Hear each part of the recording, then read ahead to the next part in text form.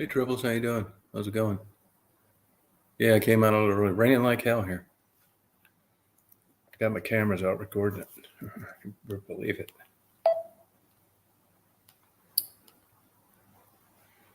We haven't got gas.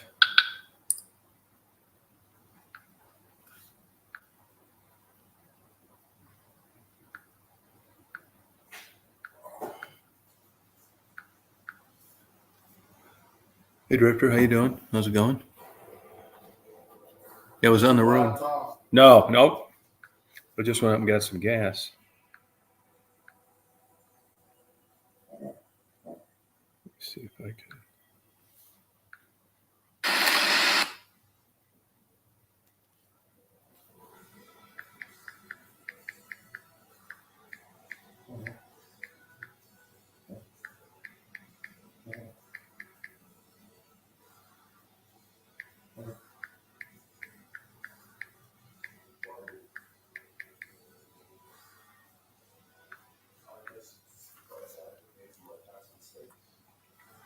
Drifter, how you been doing? You want to come out and party tonight? Here's Michelle. Hi, Tom. How you doing? Good. What are you doing? I'm just driving to my house. I want to stop at Starbucks and get a coffee. I don't know. I'm sure people deal with this all the time, but like the caffeine, it's like Yeah. You need it sometimes, especially like I don't know if people get headaches if they don't drink coffee. Yeah, you can if you quit cold turkey. Yeah.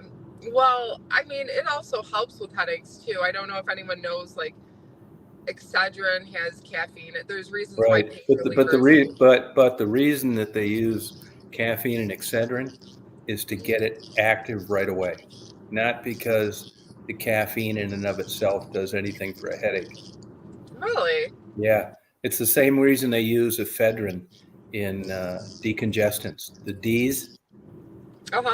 It raises your heart rate and gets that shit moving. Oh. And when they do heart surgeries, a lot of heart surgeries, they use ephedrine. Oh, all right. They want that heart pumping and very active.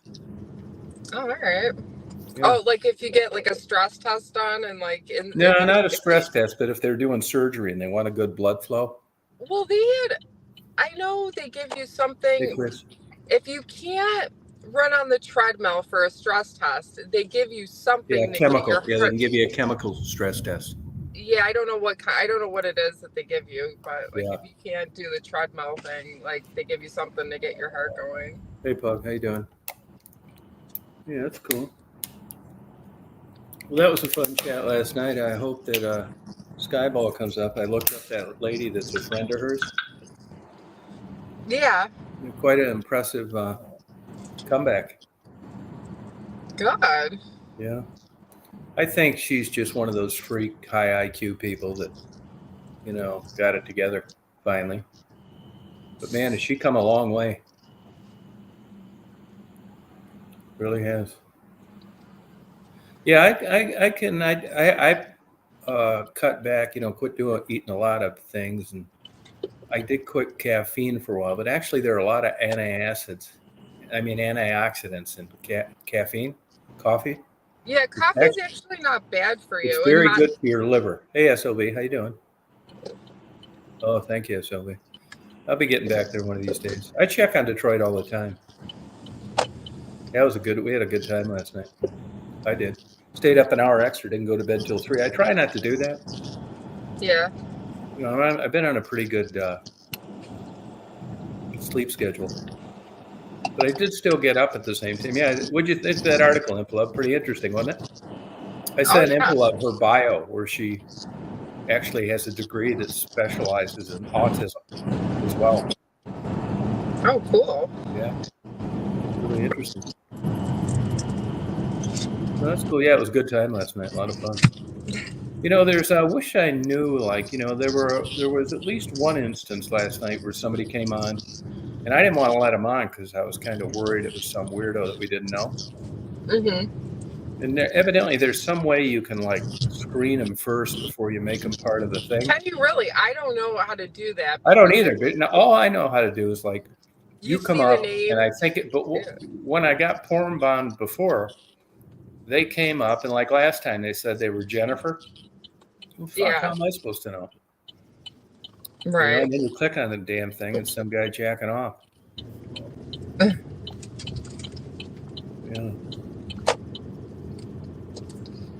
Getting back into the rhythm. Yeah, that's right.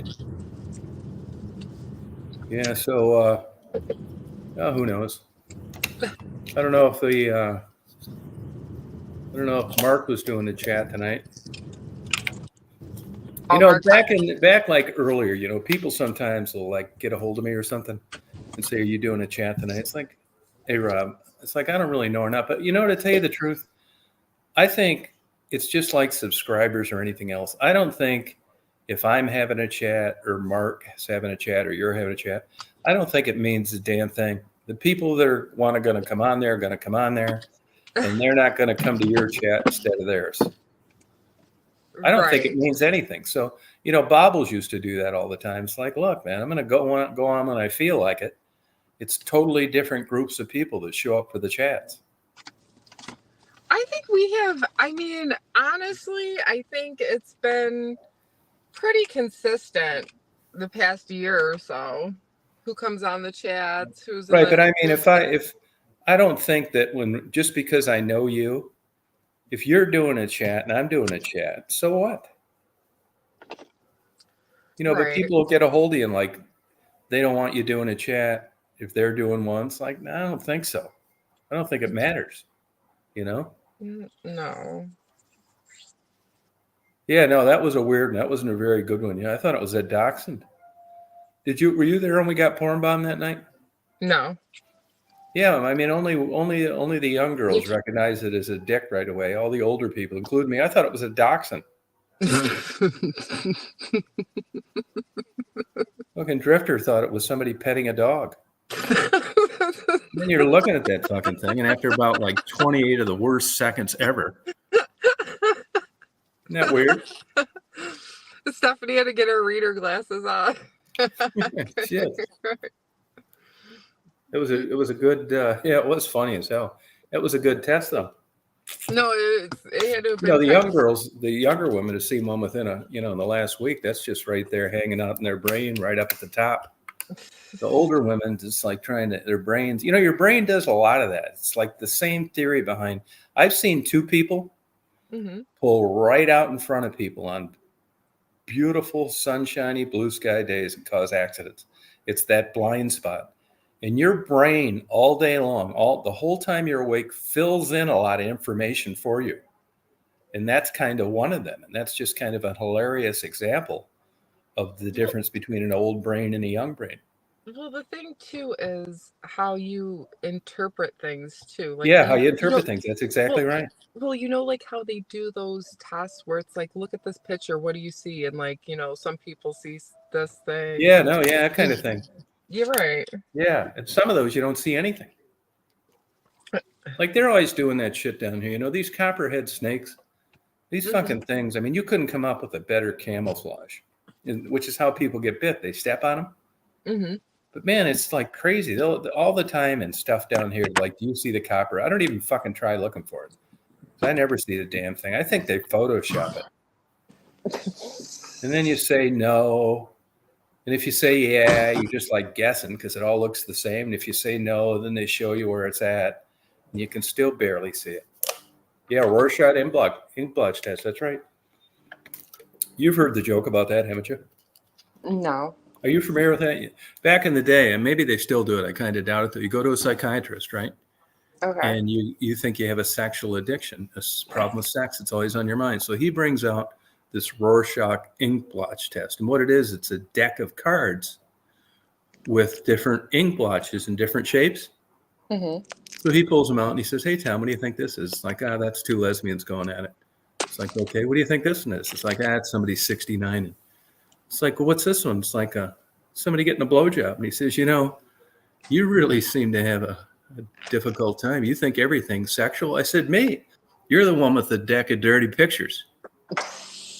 So it's all, it's that kind of thing, Yeah, I don't really put too much stock into some of that crazy ass shit. And if you ever read the DSM-4 or 5, I mean, there's some pure bullshit in there. There's a couple books out there on how they came up with some of these definitions, which is just, in the early days, it was like women's period. It was so off, it was ridiculous. And Dr. Ruth fucked it up in a book one time on ovulation. Fourth grade school teacher caught it. Really? Yeah, and they recalled them and reprinted them. Wow. I was reading a book one time on the eye by this expert. And I get to this, I'm like the 9th chapter, and he's talking about that there's no nerve endings, hardly any nerve endings in the cornea. And I'm thinking, what? That's where the most nerve endings in your body are in your cornea, which is why when you get a piece of dust in there, you're rubbing your eyes or dirt or something like that. It's the nerve endings. So I actually emailed the publisher, and it's like, hey, this is like totally wrong. And I've also had it happen on a book on rattlesnakes I read last winter. This guy's saying that it's bad enough with the venom in a snake, but what you really need to worry about is the bacteria. Fuck, I went to a couple symposiums on venomous snakes, plus the rattlesnake roundup in Jessup, Georgia, and talked to experts. And I asked them about, they said it was absolute bullshit, that the bacteria on a venomous snake's fangs has zero to do with anything.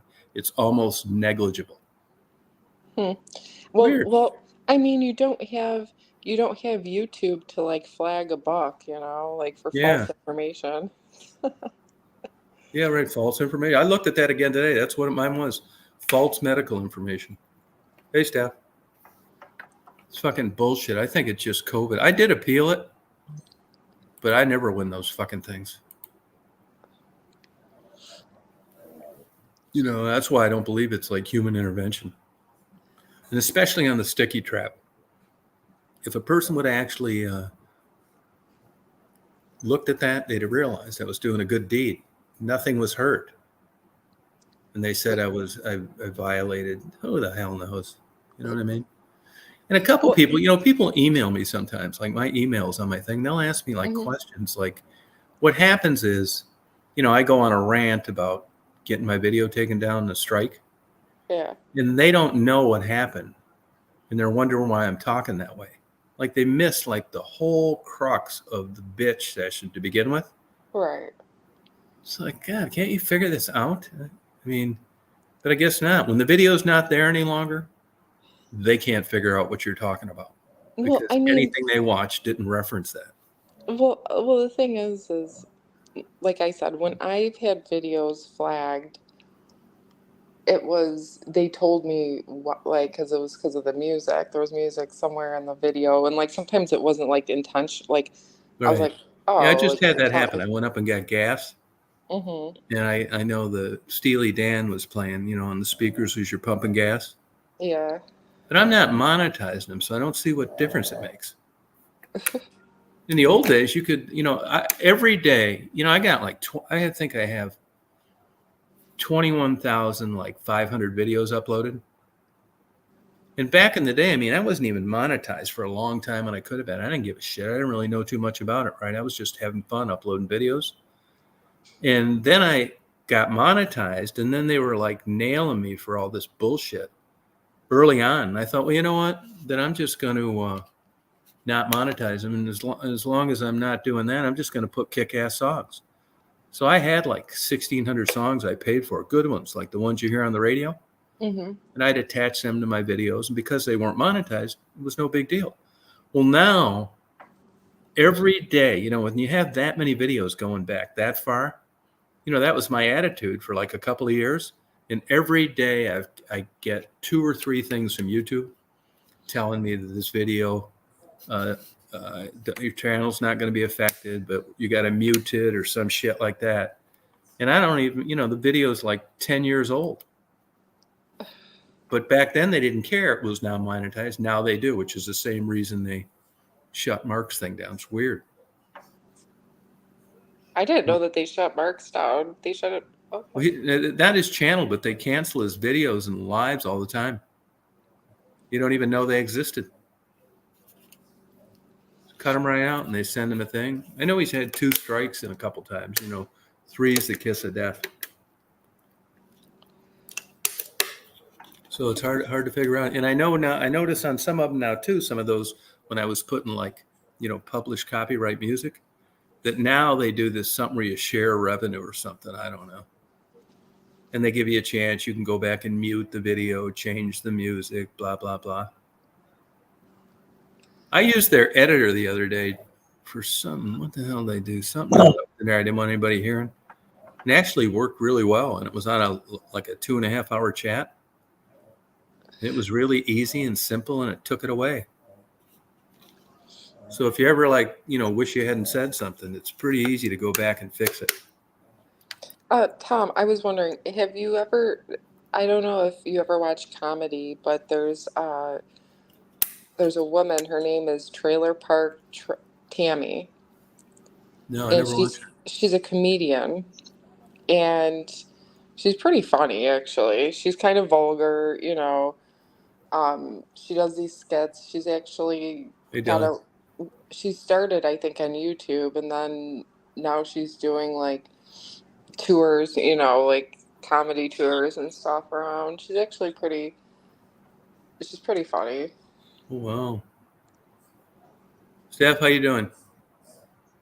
Oh, I'm okay. I woke up with a cold today. Are you feeling crappy?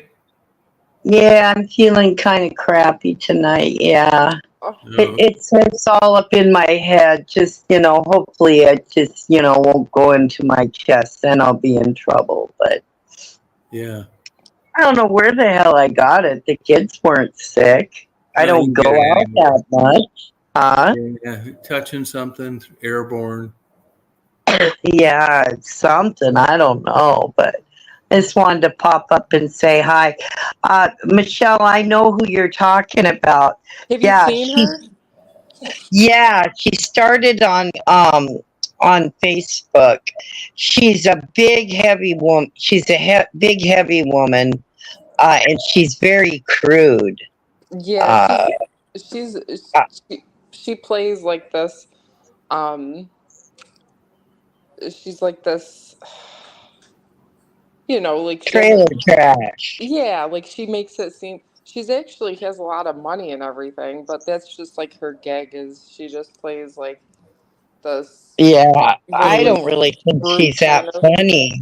I don't think Does she's that funny. YouTube mess with her? Yeah. Yeah, you can probably go on YouTube and just put in trailer. Do they hassle her channel and block her and all that? I don't know. I mean, I don't. Oh, She I doesn't don't talk know. about it. I've just Maybe. I've just seen some of her videos on Facebook. Oh, Yeah, but yeah, I don't know. She was on a cruise and like it was just crazy. Like she's definitely got a following as far as they did like a behind the scenes with her, and she's really not like how she comes. It's all like kind of like a like a comedy act, you know. Yeah. Well, I don't know. It makes you not like her.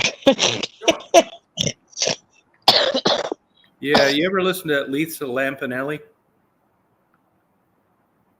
You ever listen to her? Um, sorry. I don't know who that is. No. Yeah, she's super funny. She's on YouTube. She did a lot of those roasts. And Oh, really? yeah, you will laugh your ass off. Lisa Lampanelli, super funny. Yeah. Yeah, no, I don't know who that is. No. Yeah, I don't even know if she's still doing it, but you will laugh your ass off. I mean, she is legit funny. Right. Where'd Michelle go? What, I piss her off too? No, I think she probably just went inside or something. She'll be back. Oh, When she you're on a wasn't phone, home. it's a pain in the ass. All you can do is just touch it and be off. Oh, I know. I'm on my phone. That's what happens to me a lot. Yeah. Yeah, it's easy to do. Yeah. You touch the wrong thing, and yeah. It's raining down here big time. We got a storm about 20 minutes ago. Oh, you're so lucky. Yeah, I know. I mean, really coming down good. Temperature dropped 24 degrees in 30 minutes. Wow. Crazy. Yeah, I mean, we've had some cooler days in the Hey, 70s, Debbie and Dave. but still no rain. Oh, man. Wow. Now, is it real dry looking around there? Oh, yeah. Isn't that really just weird for your area? Yeah, because we're so green here. Yeah. It sure is. Definitely. Yeah. Now, did you ever go downtown and take those ferries around? Right, those boats? Oh, not for quite a few years, but oh, yeah. Huh. Yeah. Yeah. I've been on the ferries and stuff. You betcha. Huh. Is In that fact, we used to go over to what was it, Bainbridge Island. We used to take the ferry over there. There was a casino we liked to go to. It was called Clearwater, and we'd take the ferry, go and stay a couple days. Excuse me, a couple nights, and it was real fun. Yeah, good old days? yeah, yeah. Yeah, I've only been to But downtown a couple times, and it seemed like it would be a real pain in the ass to navigate. downtown Seattle. Yeah, just that water and all that stuff. Oh, it is, and it's really hilly downtown too. It's Yeah. crazy. Oh yeah, it's awful. Now, see, I just Driving got a down. thing from YouTube now on a thunderstorm I uploaded with no music, and it said it's a copyright violation. What? Yeah. No, actually, you know what? It's the one I just uploaded. Remember I said Steely Dan was playing? Right. Yeah. Yep, copyright violation. Oh, because of the music? Yeah, music while I was pumping gas, yeah. Wow. I don't really care But because then, how can people? Well, when they add music to their videos, do they get copyrighted? well, if it's copyrighted music, it is. Hey, Anthony, how you doing? Oh, you have. Good for you. Oh, really? Yeah. Yep. That's why I joined that things where you don't recognize the music, but it's worth it. It's like $20 a month. You don't need to worry every time you upload something. It doesn't matter to me anymore. But they're getting to where they're getting more aggressive on a non-monetized video, even if it's a copyrighted song. I don't know why. Because the whole idea in the past was that you were making money off somebody's creation. Makes sense. Your channel's monetized, you're playing their songs. Same reason they buy songs for soundtracks. So it made sense to me. But you'd think when you didn't do that, they ought to be happier using them as long as you're not making money. Right. Well, I told Mark that the way you can get away with playing music on your channel is if Karaoke. you show the karaoke words. He said he was going to do some karaoke. That's what Janet does, and we can play all kinds of music as long as it's got the karaoke words up on the screen. Now, and they can monetize them too? What do you mean, Tom? Yeah. Sorry. Like get money for using them? Like monetize them like you get paid by ads? You know? No. Oh, they can't? No. Oh, okay. No. Huh. But yeah, I don't know, some of those old songs. I'm sure you could find the karaoke lyrics though. I was gonna say some of those old songs he plays, but I bet they have them. But they must do something to differentiate between karaoke and using a song you shouldn't be. Yeah, I know. I don't know. Have you done karaoke before? Oh yeah, I can't sing worth beans, but I've sang at karaoke, when I've been all drunk and stuff. Now, was it easy to do? What do you mean? Do the words come up just like perfect so you can sing along without practice? Oh yeah, like a teleprompter. Okay.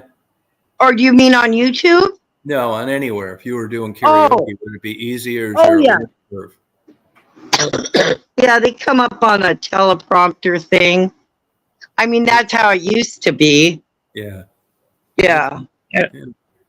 But I mean, I don't even know where they even would have karaoke nowadays anymore.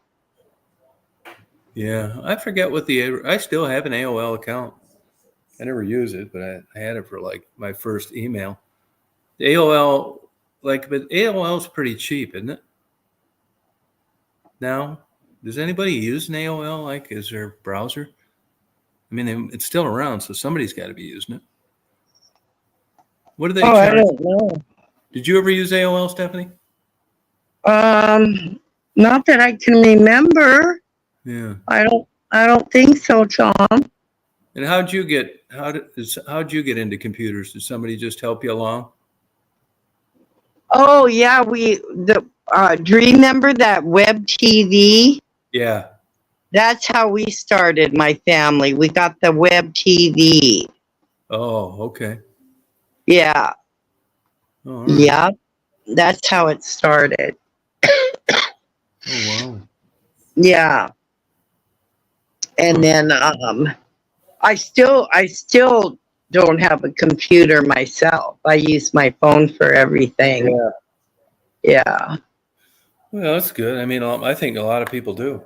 That's why, Yeah. when they were really pushing this 4K video, hardly anybody has a 4K screen. So to go through all that trouble and someone can't watch it in 4K doesn't make much sense. Right. What are you drinking? A dragon's milk? No, water. A water. Wish it was a dragon. Okay. Wish it was a dragon's milk. Yeah. Yeah, I feel a lot better though not drinking. Yeah. You don't feel crummy the next day anyway. Yeah. Yep. Yeah, I remember AOL chats. It was fun. Did you so you never really experienced dial-up, real slow speeds, where you used a phone line to get online? Oh yeah. Yeah, that's how the web TV worked. Yep. You had to have the dial up. Yeah, nobody could call you or anything. Oh, no kidding. When you were on the web TV, no one could call you because they used the phone. It was connected to the phone. Oh, wow. So I guess that was AOL then. I don't know. I never understood it. It was just a dial-up connection, with a different outfit, web TV. But I never heard of web TV. Yes, I am. Yeah, that was gosh. Oh, let me think.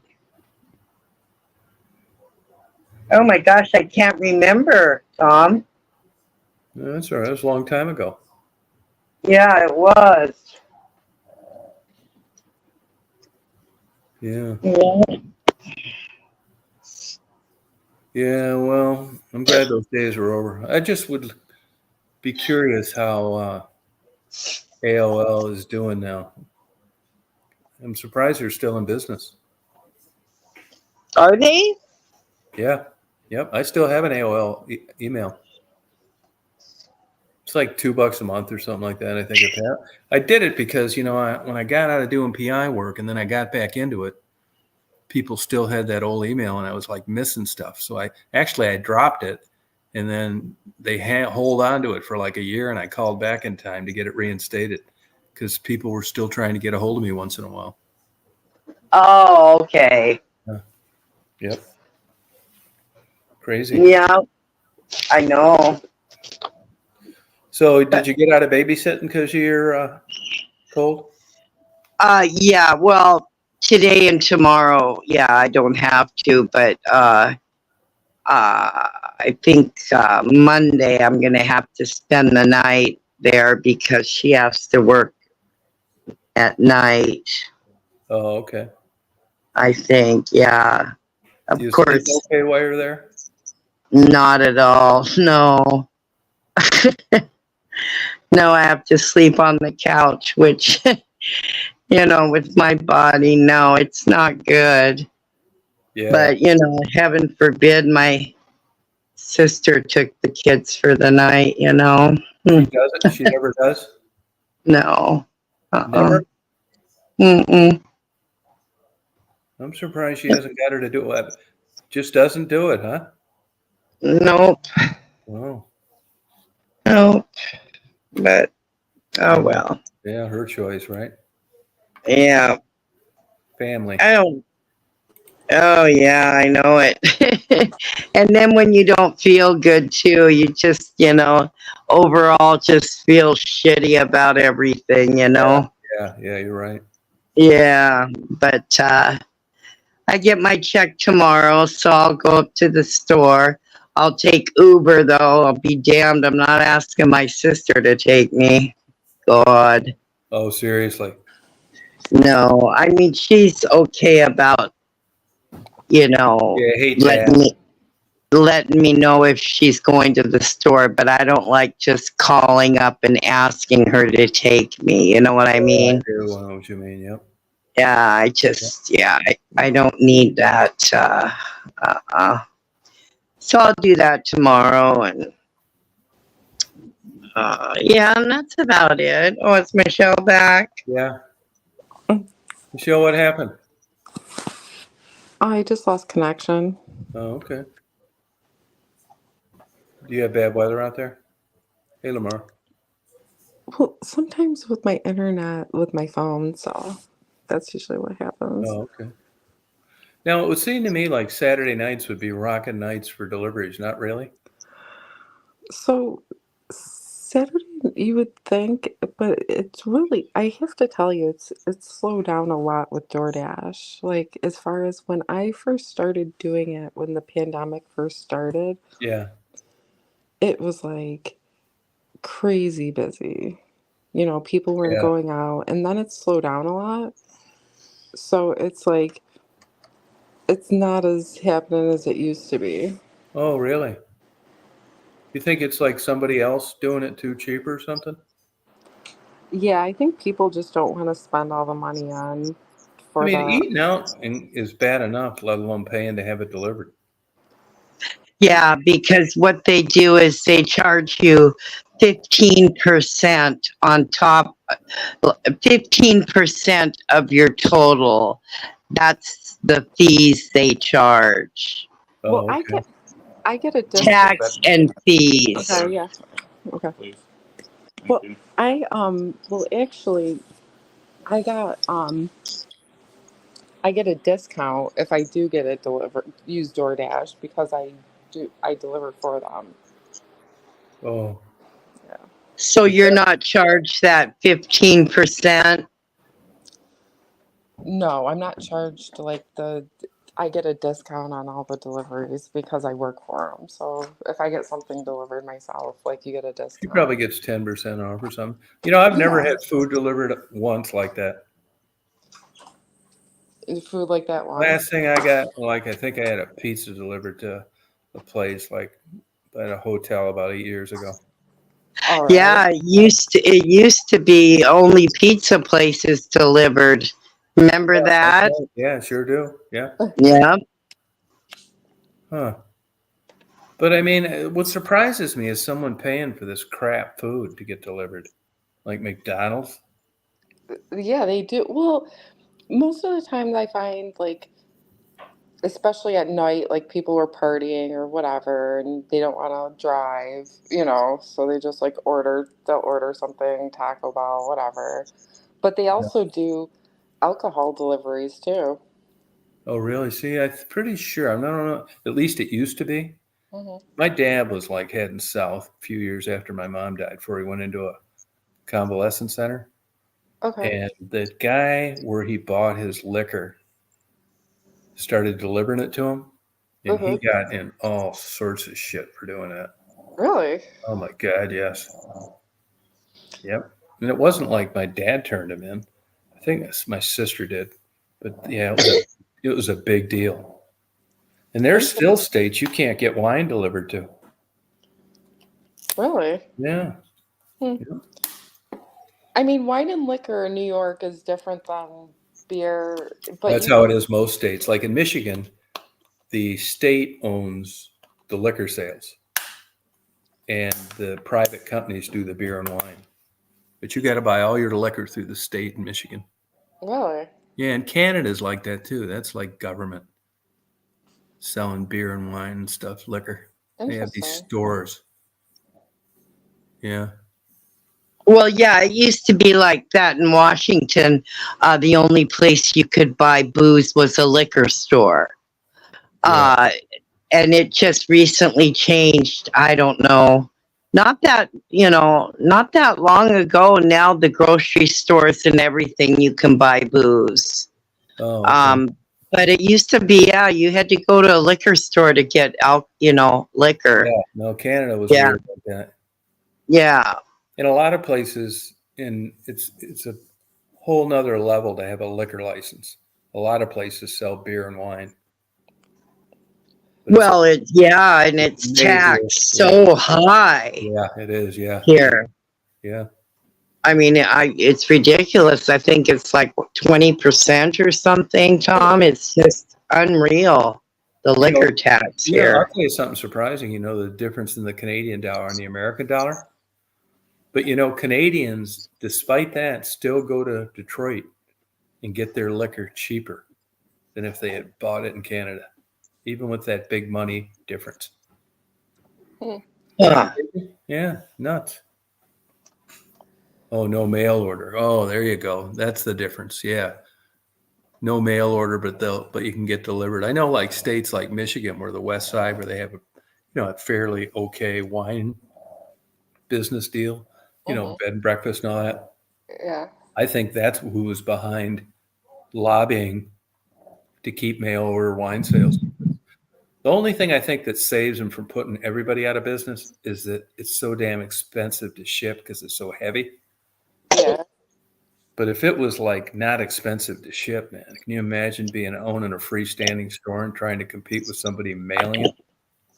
That's crazy. Yeah. Yeah, but don't they have to, like, if they bring it back to Canada, don't they have to pay tax on it? Yeah, you get quite a bit of an amount more than what Oh, you would buy. Yeah, you get to bring us quite a bit back before they nail you with a tariff or a tax or something like that. oh, okay. A lot of politics involved in that, you know? Yeah. That's right. Michelle, when's the last time you had a drink? Um, I would have to say like 2 years. That long? Yeah. Yeah, it's been about, yeah, I would say, yeah, about 2 years. Is there a reaction with your Thorazine?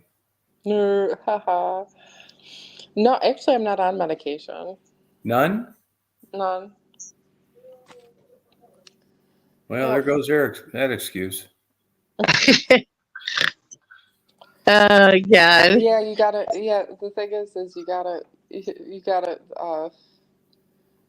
I just didn't feel that, the medications that they were giving me before, which I was on Uh-huh. I was, it was just making me like extremely tired all the time. Oh, okay. Like it wasn't really helping. It was just kind of putting me in a semi coma like type of deal, and I was Well, just like, I can't, like this isn't working. It wasn't working, and it yeah, was just like, and it was just making me sick and everything else. I was like, I can't. yeah. But yeah, no, I haven't drank. Like it's been two. And when yeah, we went out. Actually, him and I went out. We went out. It was like 2 years ago. He took me out to um a bar place, and I had a couple drinks. So Oh, wow. yeah, Special occasion. right, yeah. I don't know. I don't know where they're at. Skyball, yeah, sometimes she won't come on for months. And Mark, you never know with him. He said, we were texting back and forth this morning, and he said that he didn't know whether he was going to go on tonight or not. He wasn't, playing with his band. So I think he tries to get a good night's sleep if he can. He has kind of a sleep problem, I guess. He's supposed to go for a study. You get by on pretty little sleep, Michelle. I can, and I have, I've definitely done it. I've gone to work with only 4 hours of sleep at times, but usually I like to get a decent amount, at least 6 hours. Yeah, I got to have at least 7. How about you, Steph? Oh, at least 5 or more. Now, if you get 5, do you feel tired the whole day? Do you notice? When I first get up, usually I try to go back to sleep, but if I can't go back to sleep, then I get up. Yeah. Do you ever have problems falling asleep? Yeah, I do sometimes, yes. Okay. Yeah. Yeah, especially when I can't, turn off my brain. Do you have dreams?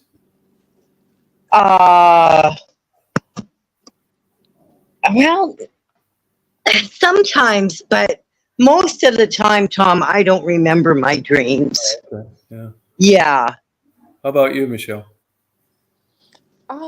Usually I don't remember my dreams. Sometime once in a great while, but usually you don't remember them. Yeah, I dream like hell at night. Yeah. You remember them? Yeah, unfortunately. I wake up scared. I wake up scared sometimes. Like I'm in big legal trouble, or they were fucking chasing me with Nazi tanks because I gave medical information. Shit. And I don't know how it is in your dreams, but this seems to be pretty common. I can never outrun them. I'm running slow and they're always running faster. And if somebody throws me a life preserver, it's barely out of reach the whole time. Shit like that. And nobody ever really legit helps me out. I never I'm scared and a hero comes and wake up happy. But I do wake up probably, I bet 2 or 3 times a month and think, God damn, that was a dream. Well, Fuck I know, because the feelings as I was sleeping were it wasn't a dream. Huh. Weird. I never had a sexual dream either. No, me either. Yeah. Well, I know when they put me on a certain antidepressant, it was my dreams were really vivid. So I don't know if it's because I stopped taking the antidepressants, but I've been on antidepressants most of my life, as far as, Me but I too. don't even. Yeah, I haven't been on them in quite a while, but I will take them. When you're down in the dumps like that, I mean, you'd eat fucking sawdust if you thought it would help. Just doing something other than being in that state of mind. Right. You're popping these motherfuckers and there's not even anything in them, just a big batch of placebos, and you feel better. You're so goddamn desperate to get out of that came mood. to you, yeah, if you're depressed and stuff, and someone came up to you and said here, do this or whatever, you're gonna do it just because you think that's gonna help you out. That's what happens with depression and stuff. Yeah, right. You're at that point, you're just I'll take any, even if it's right. Medicine that really doesn't help you out that much. Yeah, that's it. Yeah. It just kind of puts you in a trance state. Yeah. I guess. I never had it, but I'd get it at this stage of the game. I know a couple of people that had good success with shock therapy. Well, I know. Well, I know people who, yeah, I've tried a lot of different things in my life. Well, um, I'll tell you what you can help with. Of course, you don't really have a sleep problem. But Stephanie, you ever tried trazodone? No. You ought to bring that up to your doctor. It's cheap, effective. They use it as a off-label for sleep, although it's an antidepressant. So it's a cheap, very effective medication. But what is it? An antidepressant? It is. That's her initial purpose. Yeah. Oh, okay. Yeah. It's worth a try. You'll sleep like a baby. And it's not a long half-life, which means when you get up, it's not like you're groggy and tired for another 10 hours, you know? Right. Right. Yeah, see, Impa loved dreams quite a bit. He said he couldn't fall asleep till 7 in the morning. Do you ever have that happen where you stay out all night? I've had it happen before, yeah. Yeah, I've had that happen too. That I'm sucks. sure everyone has. I'm sure everyone's stayed up all night before. Yeah. Yeah, Huh. it's like if you wait for like society or like people like around, to like help you out of the depression, you're gonna be waiting a long time. You know what I Yeah, mean? you So got it's that like right. Yeah, you that's go the to the thing. doctor It because you takes have forever. I mean, can you imagine like being like super depressed and they hand you a big stack of self-help books? It's like 9 years later, you know? Here you go, Tom. Yeah, Read a yeah, book. right. This will get you out of No, it. it gives you like hope, you know? And they're still, you're better off trying them than not. But even the best, and I haven't, this is old info, but the best for a long time as far as efficacy went with double blind studies was Prozac. And that was 60%. And that was considered the best one on the market. So, I if don't you're not getting everything, you're not where you want to be. That's the kind of how it is to begin with, Yeah, like I know most people though that I know, and I didn't find this till later on with taking antidepressants and stuff, but um, most people are usually only on them for like a short period of time, and I'm like, oh, I've been on them for like decades. Are you kidding me? Yeah, no, Like, I know people that have been on them for decades. really? Huh? Yeah, I don't know really too many people. It's true, they are given for a short time too, but on and off, the people I know that take them, I mean, that's exactly what it is, on and off. Yeah, well, Then you're feeling better and you don't think you need them, so you quit taking them. It's just a vicious circle. yeah, it's like, well, it's like usually people take them when they go through like a divorce or something like something like really depressing Yeah, but happens. I'm like, that's situational depression. That makes sense. You get uh, depressed, getting divorced, but it's because of something. The one that I have isn't because of anything. It's just bad genes. So I'm not going to go to a birthday party and get cheered up over that or anything like that. Fuck, I don't know why it happens. I probably never will, but I think mine's not because of anything. I mean, I'm not saying I never got depressed because something happened, but most of the time it's got nothing to do with it. I think.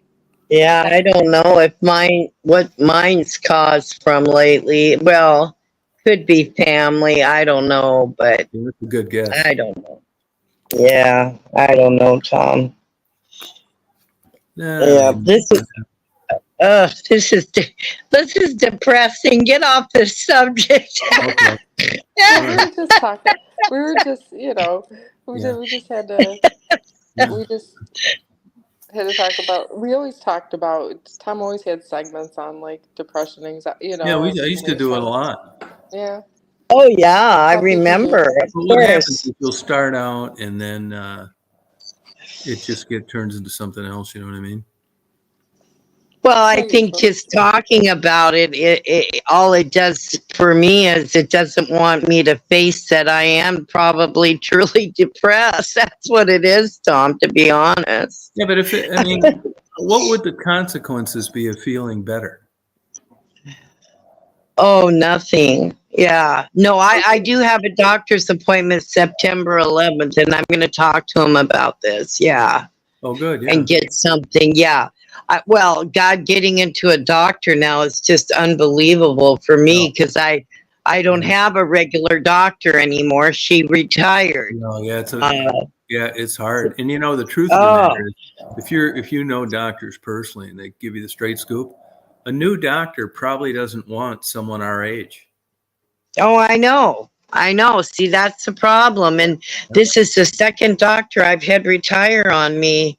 So now I'm going to the same place. So at least they have all my records. Yeah, that's But right. the problem is with this newer doctor I only have had her for like a year and a half. Yeah. And I never went to her about the depression thing. So Yeah. this will be a new thing on my chart. See, Right. I think it's the first thing with like depression and stuff is like you need to actually sit down one day and just figure out kind of like what could make you happy. You know, like it is granted, it is like also a chemical imbalance too, but Right. like um just healthier things that you can do for It yourself. Like in the works. Yeah. self-help books, you know, like go to, you know, well, maybe see, that's exercise. what, years ago when I had those panic attacks, Yeah. they tried to tell me that was a chemical imbalance. So, they gave me Xanax, but then they put me on other shit. I can't even remember. And I just, no, I didn't, the only thing that helped me was the Xanax. I mean, I'm honest, it calmed me down. I had no more panic attacks. That's why I took it for years. They well Congratulations. with with me, what I noticed is like as far as those benzodiazepines go, Yeah. they always like they never gave them to me. Like it was always like trying to like I'm like, dude, like I'm having this. I need, because I still need to like function.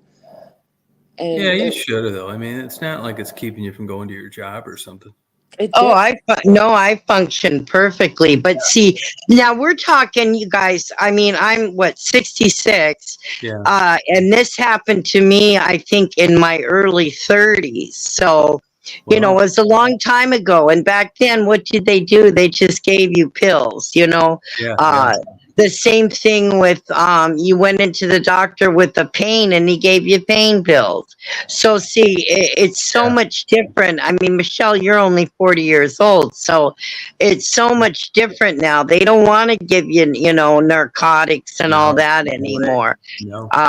And so that's why, yeah, they just, threw the pills at you. But no, they never affected me where I couldn't work or anything else. Um, Hey, I didn't. Michelle. Oh, go ahead. Yeah. No, I was just gonna Oh, say I didn't drink for the years I was taking Xanax. So Oh, okay. I never mixed the two. I was too afraid to. Yeah. Well. So, Yeah. but Yeah. No, Michelle. For not drinking, and you could drink if you wanted to. Why would you get 2 drinks in a bar though, if you're just not into it? um, well, I mean, that night I was just kind of like, my husband, he just wanted to go out, have a good time, and like I was like, all right, and so I just had a couple drinks, and Did um, you remember feeling good, or this is why I don't do this? I mean, like, yeah, like I felt like who doesn't feel good after having a couple drinks, That's what I say. but I mean, like, I it doesn't fix like everything. You know what I mean? Like if Right. you're No. it depends on why you're drinking though too. If you're drinking to like fix a problem, it's never gonna fix the Yeah, but problem. I'll tell you, it's a hell of a. Charles Bukowski, a famous poet that's deceased now, Hmm. said if it wasn't for alcohol, he'd have killed himself 35 years earlier.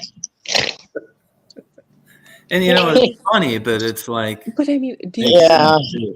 with how society is and everything else, like people are like, it's like with the medical mistreatment too and everything. Dude, freaking drink up, freaking take an antidepressant because you're gonna need it Yeah. if you're gonna even want a chance to like want to live in this shithole. But yeah, right. It makes sense though. Like I know this sounds crazy, but when I would interview some of those working girls, Yeah. some of them just didn't want to be part of what we're all experiencing. They said, "Fuck it. If I die or get murdered or OD, so be it." They did not want to be part of this rat race of bills and money and success and bullshit. And it kind of makes sense. I mean, that's a hell of an extreme to take. Right. But once they explained it to me and they seemed so sincere talking about it and blew their whole young life away, Well, I think And in a weird, fucked up way, gave him respect. the thing is like it's like I said, this world's so screwed up, and like some people just No, want drinking makes numb. perfect sense. You see people like drink alcohol all the time Fuck, because I like drink it all the time, but it fucked up my stomach.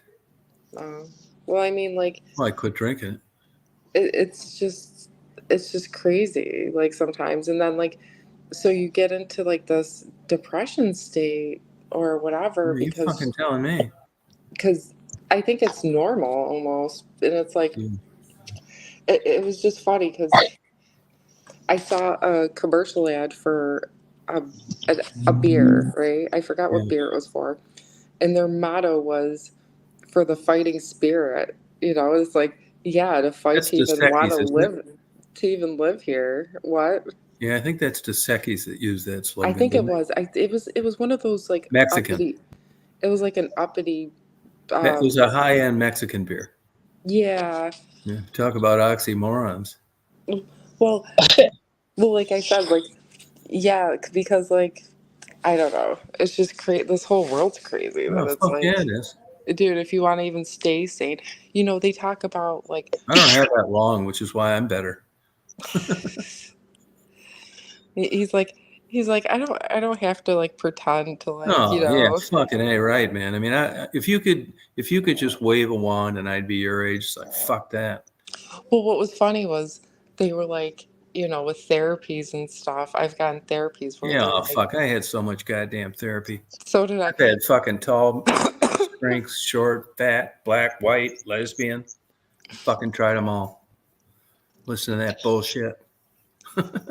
You go there. I actually I had a used person. to. There's no.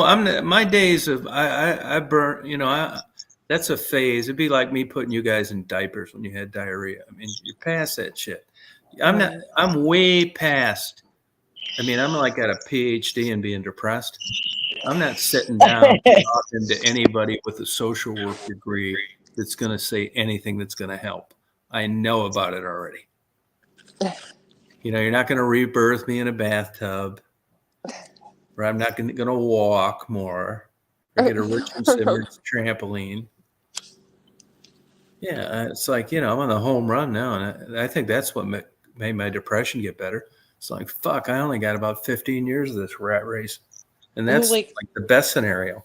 well, like you don't have you're not financially not you're financially stable Yeah, too. So it's fuck like, yeah. what do you No, care? I that's a big mean, difference. right. Yeah, I'd have So to do something like fucking stupid to blow it. And then I'm right. not gonna. God, I see these fuckers that get conned in these Ponzi schemes, and they're like my age, and they gotta go get some bullshit job just to pay rent. Might be like torture. I'd go and I'd show my PI license and all this bullshit and no criminal record. I applied for one of those goddamn armored truck things. Yeah, I did that for about 6 months. And then all of a sudden they didn't come back one day and my partner was duct taped. Hell yeah, man. Yeah. You'd be paranoid all the time if you did something like that. If you got away with it, you'd be looking like between the curtains every time you saw. I would never do something like that because you'd never have good peace of mind. But I think I'd roll the dice on something risky as opposed to working at like a Dollar General at this age. I mean, you work there like 40 hours a week and your gross pay is like fucking 480. I'd rather just live under a bridge and blow it on beer. Well, the thing is it's like either you're on welfare, right? So let's say you're on welfare and you get everything paid for you that you need. You know, not everything, but like your basic needs are, you know, you can get your housing paid for, you can get your food paid for, you know, anything that you need. Or you could go and you can work and make n- hardly enough money to even pay Yeah, for what you need. that's what Or I what you, think it is. That's what I think it is now. A lot of people. Yeah, like see, that's the problem. That's why we need to, get some people running this country that's gonna, make it where people will want to get off welfare because they'll make more money at a job than they are sitting on their ass at Yeah, home. yeah. Yeah. Like Yeah. that's the thing. Like I have a lot of friends who are single.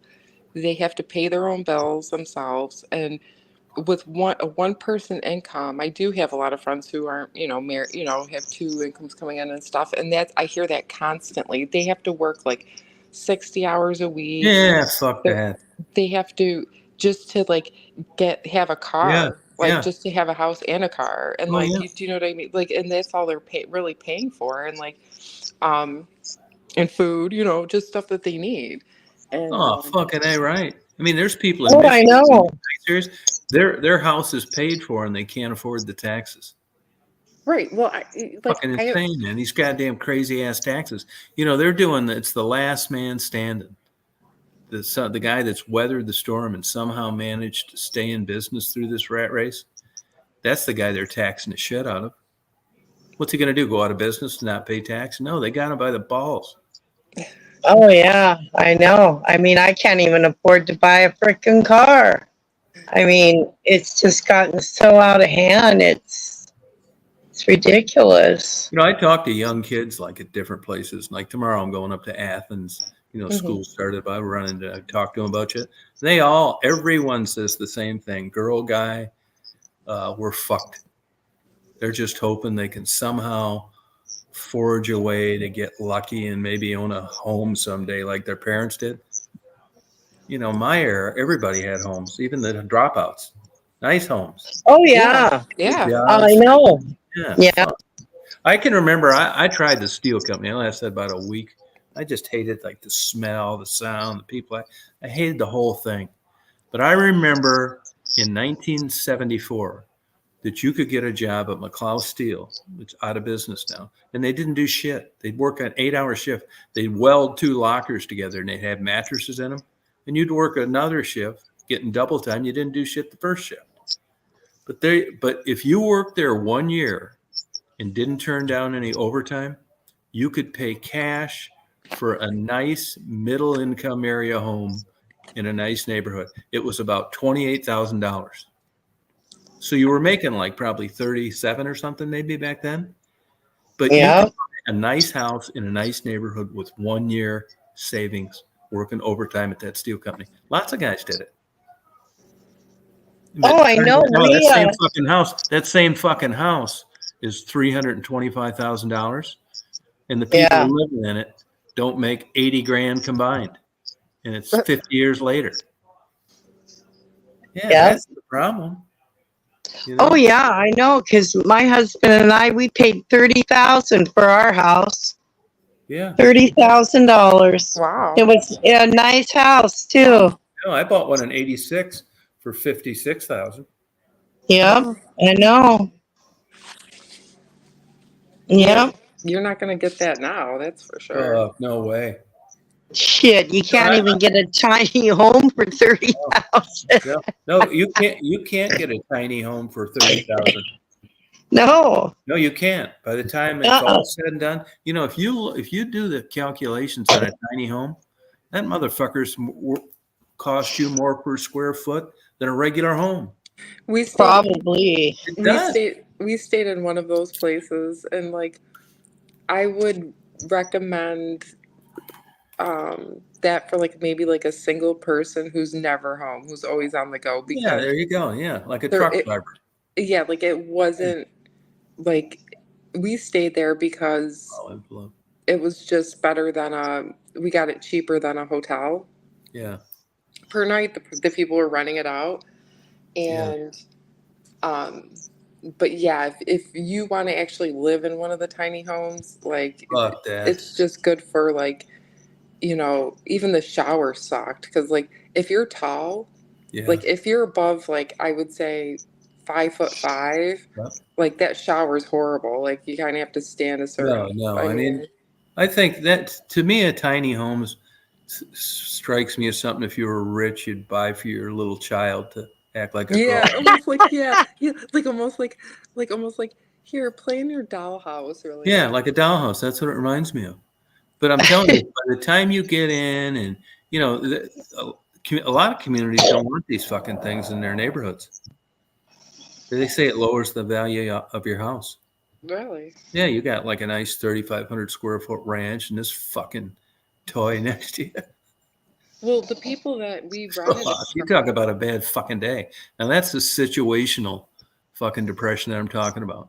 You got your dream house, you've been living there, and two trans move in with fucking cats that they fucking shoot firecrackers at, and you get depressed. And you're in so deep in your house, it's a bad time in the economy, you can't sell it. And these motherfuckers have all night parties. That's the kind of shit that can last a long time depending on your circumstance. That's easy. You're definitely depressed, and it's because of a situation. there's definitely situational Oh, depression. fuck. Yeah, that's a perfect example. You're conservative and all this shit, and then you're putting up with this bullshit. You're fighting over about a blade of grass and stuff like that. They say good fence. Well, I think a lot of people, a lot of people are depressed nowadays because of money. I Yeah. think money Oh, is a financial big stress. issue. Yeah, financial Yeah. stress will. Yeah, it's very stressful when there isn't enough, and I think that's why a lot of people, going off the rails. I know I did for a little while when I was in, I mean, I was taking jobs wherever just because, like, not because I actually wanted to do those Right, jobs, but Yeah. I would take whatever, like, because I would be like, I have to make money to provide and to have things, and like, right. you take, Would you understand if a girl escorted on the side, or would that turn you off in your friendship? I mean, here's the question to both of you: Do you understand how women can come into situations where they do that temporarily? Oh, for sure, Tom. I've always thought that it should be legalized. I don't think there's anything wrong with that. If that's what a woman wants to do, so what? I've never looked down on that. But even if it's not legalized, does it seem to you in this day and age that it could be tempting for a young woman trying to make it on her own to do some shit like that? Oh, definitely. I mean, the way that the country is, the cost of living, you're going to do what you got to do for money, Tom. Yeah. You think that's Yeah. I think that, I mean, to each their own. I don't think it's a good idea, but Yeah. I mean, that's you were talking about a form of prostitution, No, and yeah, that's we've exactly right. seen It is a we've form. I looked up prostitution after an argument about a month ago. hmm It's sex for the value of anything else. So but it can be cucumbers, money, tires, rent. It's but the prostitution. right. But the only Yeah. thing is, and you've seen it firsthand, and anybody who's watched your channel see it firsthand how bad it can turn into. Oh, fuck yeah. You But, know what I mean? I think you say that, it's not a good idea, but you got to give it to yourself that you got a chance to make money through that. And it's a very small piece of pie for men. And if they do, they're going to be blowing other men. It's a whole subset of advantages when the shit hits the fan and you get painted into a corner that you have that a male doesn't. I mean, I think that living that lifestyle can cause a very empty and like depressing life, I like think you're doing right, that. but here's the thing: we don't know the people that did great, shut the fuck up, and got out of it. We just hear the failures. Yeah. I mean, I think it's like a lot of stuff: robbing places, drug dealing. There's people out there that they didn't make these TV shows out of. They bought a bunch of nice shit, invested it, and had a great life. We don't ever we're never privy to those stories. And they're there. Well, I'm just saying it has to weigh on somebody too because it's part of it's just I mean like teach their own. I'm not gonna like Yeah. like run out and but Yeah. like it's like the problem is society in general because like everybody is like when they see somebody who's depressed or whatever, they're all like, "Oh, I can't handle being around that person. That person's depressed. I can't, Well, there's an you element know, of truth to give that. them a, kind of like help them out of it type of Yeah. attitude because no one wants to touch it. You know what I mean? No one wants to go there But because depressed people can be miserable to be around. not necessarily. Well, the thing is if you're stable in your life, right? So if you're not Fucking depressed, rarely. it doesn't, it shouldn't, somebody like trying to help somebody out of a bad situation shouldn't bring you down, you know? No, but it can. What the fuck is stable anyway?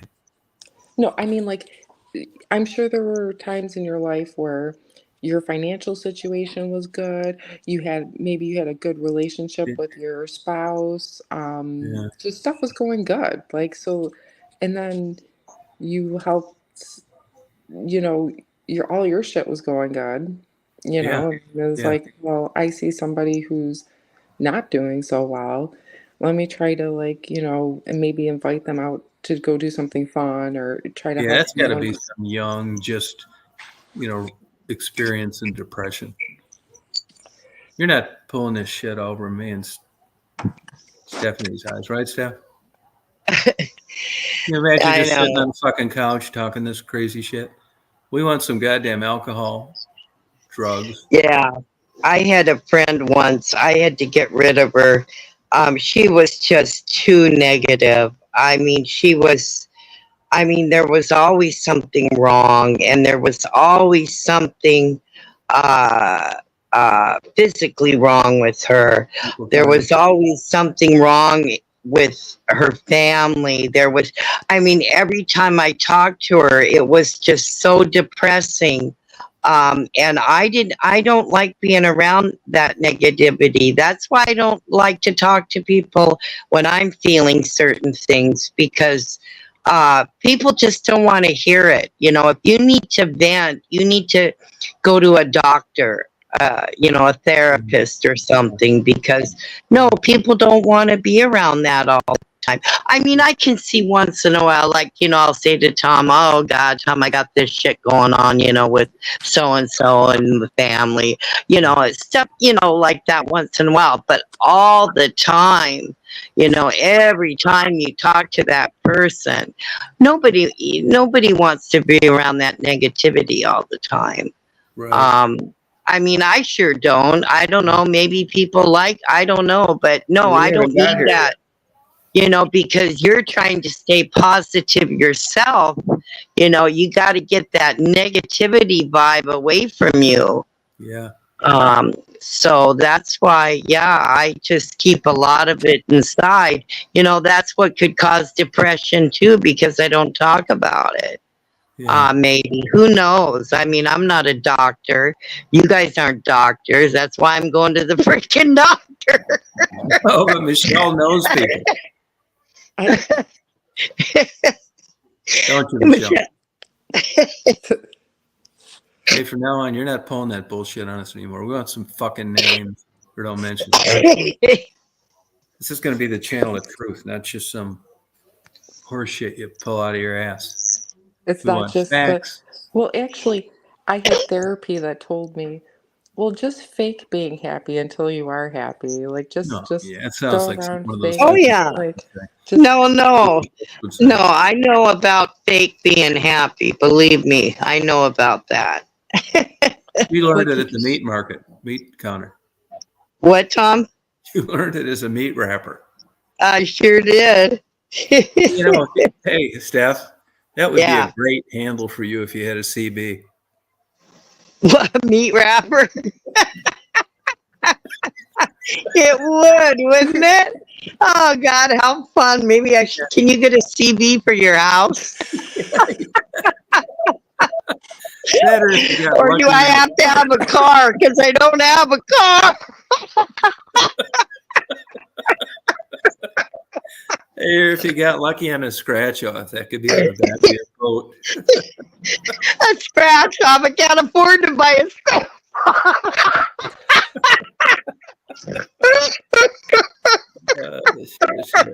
Oh, That's shit. the way to do it, man. Oh, God. Yeah. Oh, I'll have to remember that. Maybe I'll use my chat name as Meat Wrapper. You'll know it's me. No, but what? I'll tell you one what I thing. find, Nobody's going to be wondering what the fuck your handle was. you know what I find interesting, you guys, is I'm not sure if you ever go on TikTok or any of those social media things. Yeah, I go on there. Okay, well, I get these feeds of like a lot of feeds with these like rich women, and like they have like just tons of money, whatever, and they're Right back. making everything seem like rainbows and sunshines, and all I can think about is like what happens off camera. Like they're all like, I have the perfect family, and like look at my perfect car and stuff like that, but I guarantee you like everything that they show on there isn't like the real deal truth of everything. Like, oh look, we're all in matching outfits and we all do this and that. I guarantee you there's like a whole other side to that. Every time I see them. I don't know. I believe money could buy happiness. Sure as the hell do. I've met rich people who are just as depressed. It's weird because like you think, because like especially if you don't have money, right? So like you think, especially coming from, because money can be a depressant in life. But like I've met people with money. Like I've met people to have a lot of shit go, you know what I mean? Like money, and they still have like depression issues. So I mean, like if that just goes to Well, show I you don't that know, but I would like to try it. Yeah, that's exactly right. Yeah. People say it's like, you don't want to win the Powerball. It's like you'd be dead in a couple years. I would, but I wouldn't drown in some fucking creek because I was homeless. It'd be upside down with a couple strippers drunk. It'd be a whole another level of happiness dying. Tom, we're old enough now where it wouldn't corrupt us. Right. Because, like you said, we aren't going to live long enough, so we could just have a hell of a time what we got left. No, you could give us. We would sit and laugh in court as they added years on for not taking this seriously. Yeah, who gives a fuck? Give me 50, 100, 80. Yeah. You know what I mean? I know. Yeah, because the most you can only get us, the most you can give us is until the day we die. And that's not that far off. And it's nothing like this crazy shit you're talking at 50. I always thought about that. I always thought, God, if I ever did anything and had to go to prison, I know. And then what are they gonna give me? 20 years? Yeah, my God, I'm gonna live 20 years. Yeah, that's exactly Tom's right. like, we're on the suicidal chat. Like now Tom's depression's turning into like suicide chat. Yeah. I don't care if I did something really fucked up. I read a lot. I got probably 100 books on it. I read a lot about it. People that did it, people that were tried to, that couldn't, people that survived it, family members that were interviewed them, that kind of stuff. Survived. I mean, I'm one of those fucking negative motherfuckers. I know it. I can tell like something. I mean, even Marty, the nicest guy in the world. He told me one day I should be a motivational speaker, and I know what that meant. Oh God. What, for people to like get depressed and like do fucked up shit. Yeah. No, but like this fucking Matthew Perry. I mean, he had there's a lot of these Hollywood people that went fucking crazy. All their deaths are suspicious. They find them in a pool or they fall out of boat like Natalie Wood. Just weird. Oh shit. yeah, yeah. That was. Yeah, but they're You not really like. think she fell out of the boat, Tom? Well, some new, minimum wage captain comes out of the woodwork after he gets diagnosed with 4-stage pancreatic cancer somewhere and tells these stories. You don't know Yeah, what would have been the motive for him to do that, though. yeah. I know. I don't know. Who knows? Maybe he had one. I know. I Back don't in the know. day, like shit like that. Up until 25 years ago, you could take your spouse out to the Grand Canyon, drop kick her fucking ass off the edge, and just go back, say she slipped, no big deal, no charges. Not now, man. Now I know. Not nowadays. No, even if she slipped, you're going down for pushing her. Yeah. Absolutely, man. It's totally different. Yep. That's why it'd make you afraid to tell somebody, even if it was an accident. No, that's exactly right. Yeah. You're jumping yourself because you're afraid nobody's going to believe you. Yeah. And what do you talk? Can you imagine the stress of being charged with something you didn't do? Oh, I can't imagine. No, and then they I wouldn't start be. talking to your lawyer who you're paying up the ass for, and they're offering like 10 years to plead guilty. It's like, guilty? I didn't even do this.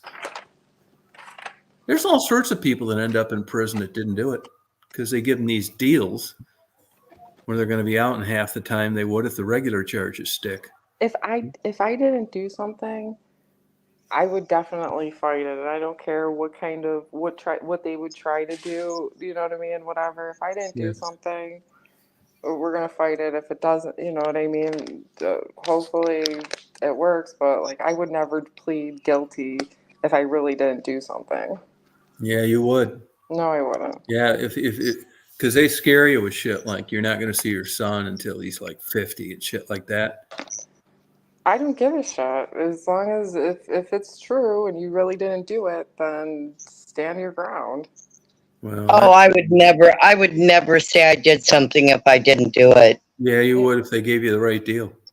Nah, fuck that. And you appreciated how fickle juries are. You never know what they're going to do. You see these cases get overturned. Some jury convicted them somewhere, and you just wonder who they were listening to. It goes to the Casey Anthony case. There's a bunch of examples out there that could have went either way. Yeah.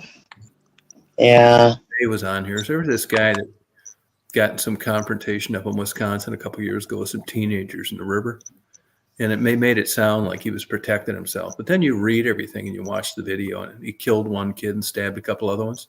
They just sentenced him to like 40 years. But until you go back and really understand what the case is about, you're thinking, oh man, he's just protecting himself, old guy. Nah, this guy had a major screw loose. He deserved to go away. And it finally caught up with him. It's just he'd never had a situation like that present itself. So he got like 40 years, and I think he's 60 years old. Wow. Mm-hmm. I'm sure being I'll be right back, guys. What's that? I'll be right back. Okay. Yeah, it's not a perfect system, that's for sure, But I'm just saying, if I didn't do something, I wouldn't plead guilty to something that I didn't do. I don't give a fuck what they said to me. I'd be like, my lawyer, don't give a shit. Your lawyer will recommend you plead guilty, because if you lose, you're in there for like most of your adult life. Wow. You wouldn't do it, huh? Nope. If I didn't do it, I'm not pleading guilty to something I didn't do. If I did something, I'd plead guilty to it. If I didn't do it, come at me because it's going to hit the fan. Yeah, that's what everybody says. But when you really know of examples similar to yours and what the time they got, for real? Examples similar to mine, is it how? Well, similar to anybody. Where when you've got like kids and they're getting older, and if the original charges stick, you're never going to see them again outside. And if you plead guilty to this shit, you will be seeing them in 5 years. Yeah, Well, how they about do offer you a Well, How about polygraphs this? are only used to help you, not hurt you. Well, A how about polygraph this? can only help. It wouldn't make sense not to take one. Because if Well, you pass it, they're going to drop the charges. well, how about this? Don't do criminal shit, and then you Yeah, don't have that's to right. worry That's about true. not seeing your kids or not. I mean, that's pretty simple. No, but it could be like, killing someone with a car accident accidentally and shit. Then if it was an accident, then it was an accident. Now, Then you'll you get shouldn't do charged it. with vehicular manslaughter or something, though, I bet you. You should have had control of your car, blah, blah, blah. Uh, I mean, there are, people get charged with stuff sometimes just boggles your mind. I'd hate to test that system. It's two different places, yeah. I take one every time because it can only help you. They'll drop charges if you pass a lie detector test. They do Really? it all So the then, time. okay, well, They don't then have to offer them to you, and you don't have to take one. And if you take one and flunk it, they can't use it against you. So the only thing that can help you is you pass it and they drop the charges. oh, then I take it. Then that's what I would do. Then I take Yeah, I the. would too. Oh. Yeah, and they, you can bring in. They do that a lot. I mean, I know where I live, they did it. If you got charged and they checked the thing, you were willing to take a polygraph. They can't use it in court. It's not an issue in court. You cannot use the results of a polygraph test anywhere if somebody flunked it. You're never in court because they drop the charges if you pass it. And if you don't, well, you're back to square one. Mm. But they can't use that. It only can help you, which is why I would take one. It's not the opposite. No. Nope. And the whole goal of a polygraph test is to get you to plead guilty anyway. Admit to it. And then you're really fucked. That's what they're really looking for. Failing the test is second place. I know, mandatory stop, yeah. I'll tell you, I don't really believe in those. Just block. They do that here.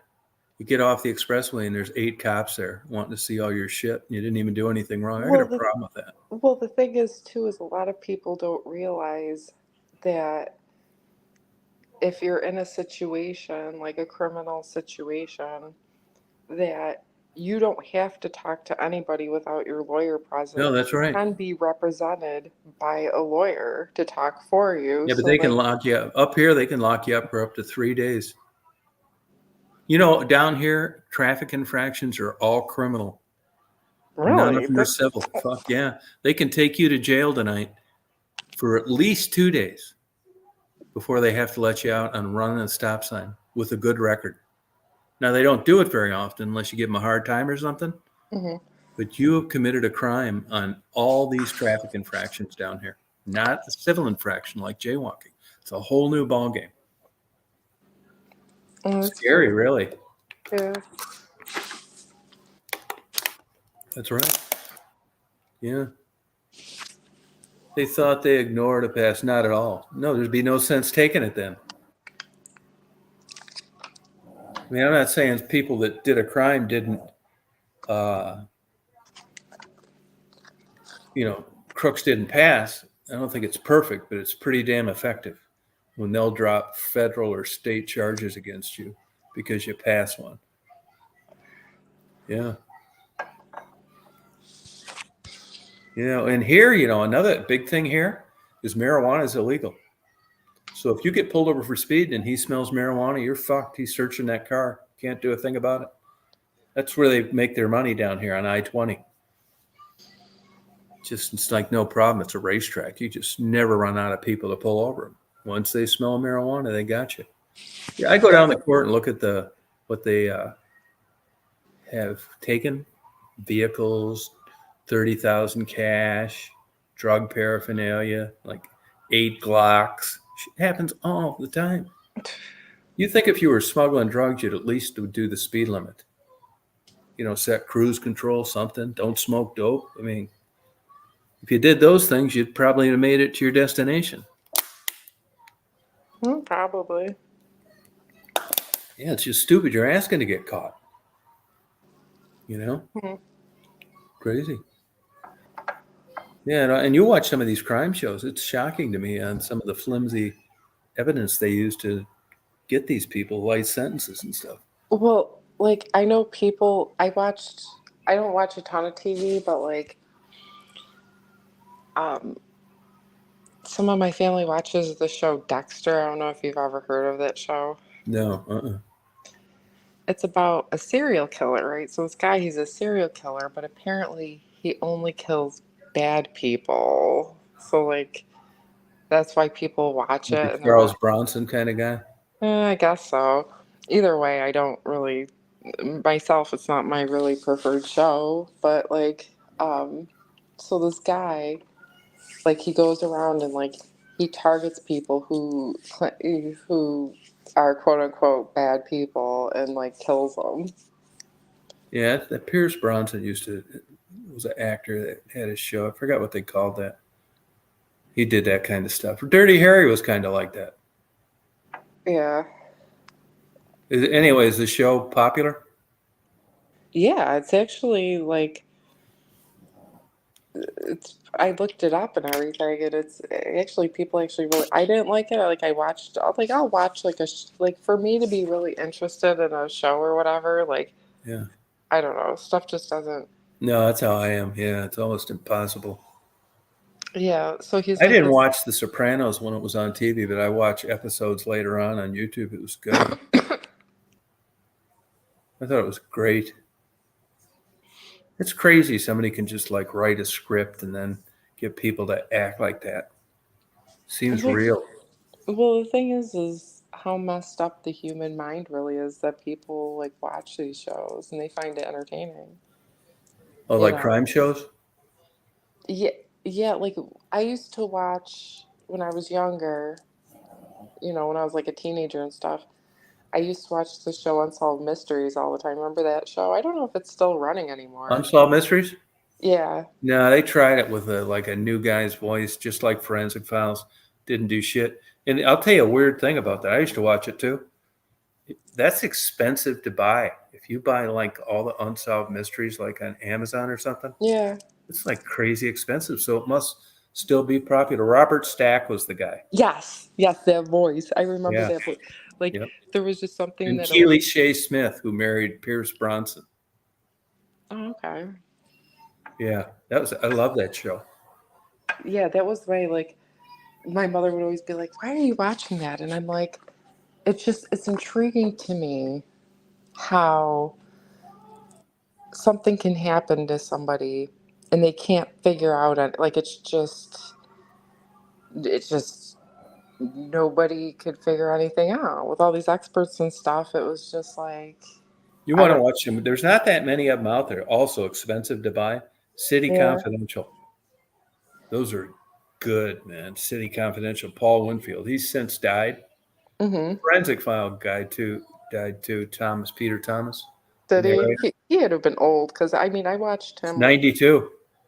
Yeah, I was about to say because when I was watching it, we're talking like at least 25 years ago, 25 years ago, and like it was he was old then. That's good too. American Greed. Yeah.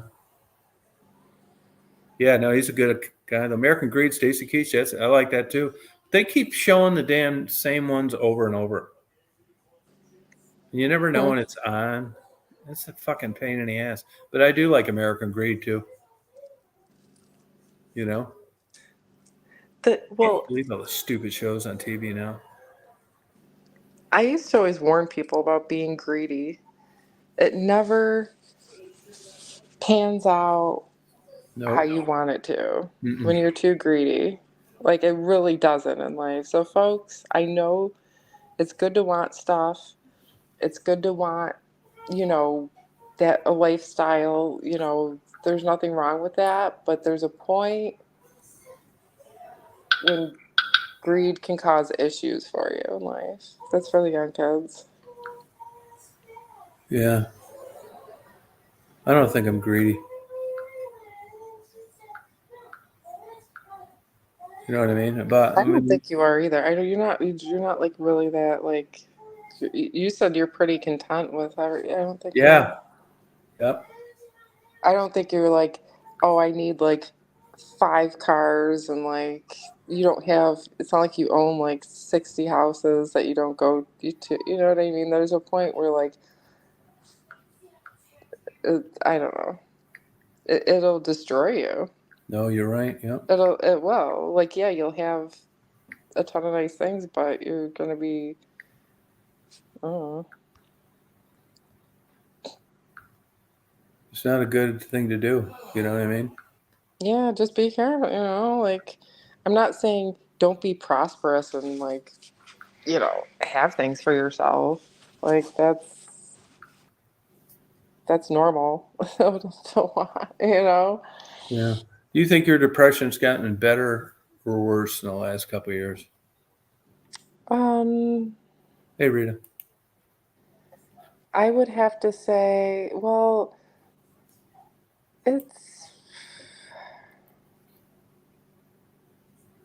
I don't know. I would say it's probably the same. Like I wouldn't say either way. Like um,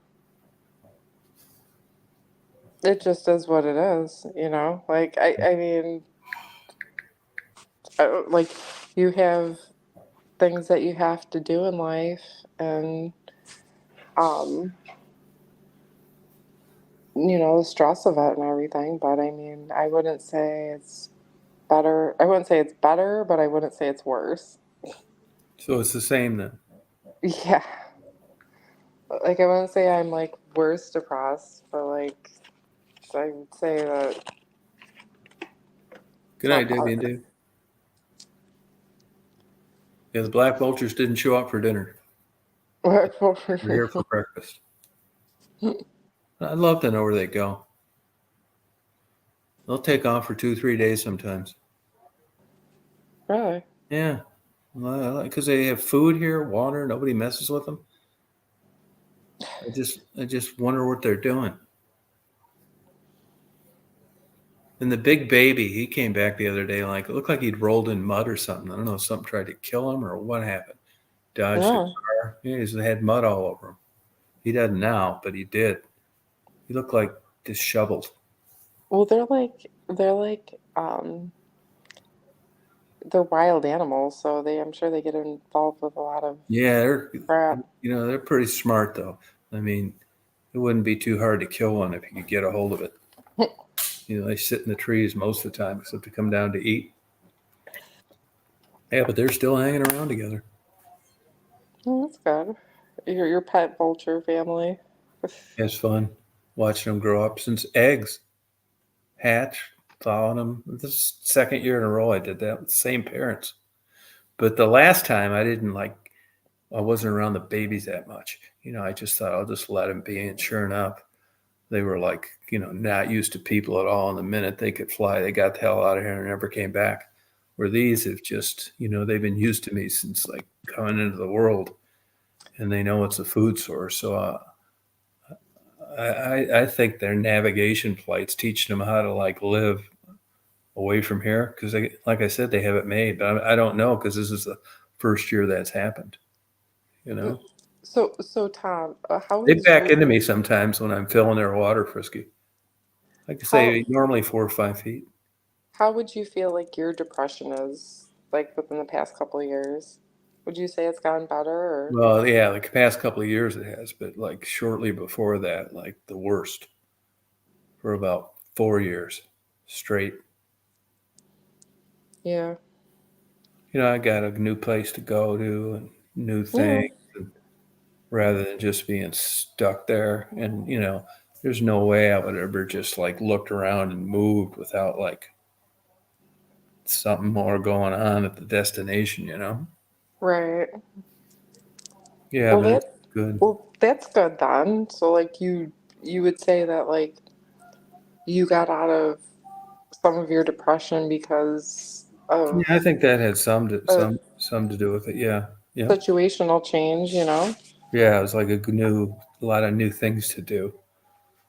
And up there the winters kind of disappeared. You didn't even hardly get winter anytime.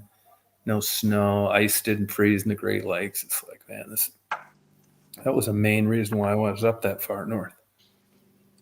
Do, Good winters like you so used to get. Oh, don't talk about like we still get winters here. That's never going to be a. No one's ever going to come here Yeah, and but it's not complain. like the good old days. I mean, it's not like I'm not. We still get cold. Like, I mean, you know what's weird? You know Yeah, but what's you're not weird? getting those blizzards like you used to. I can't say. The thing is, if you look at the trend of the weather, here throughout the years, Yeah. it's always different every year. There's not a trend where it's like, yeah, like cold tundra, then for like, you know, But if you look, 20. I bet if you look at your 10 years snowfall record, I bet they've Mhm. steadily went down. Maybe minute. It's nothing like I would say um, major because we've always had, even when I was younger, we always had like we'd have a milder winter sometimes, and then some years it would just be like tons of snow, like it's so I don't know, like I can't tell you that they're more mild now. They are more mild. If they are, it's not that noticeable. But you don't notice a much less, I'm trying to find this now, much less lower amount of snow.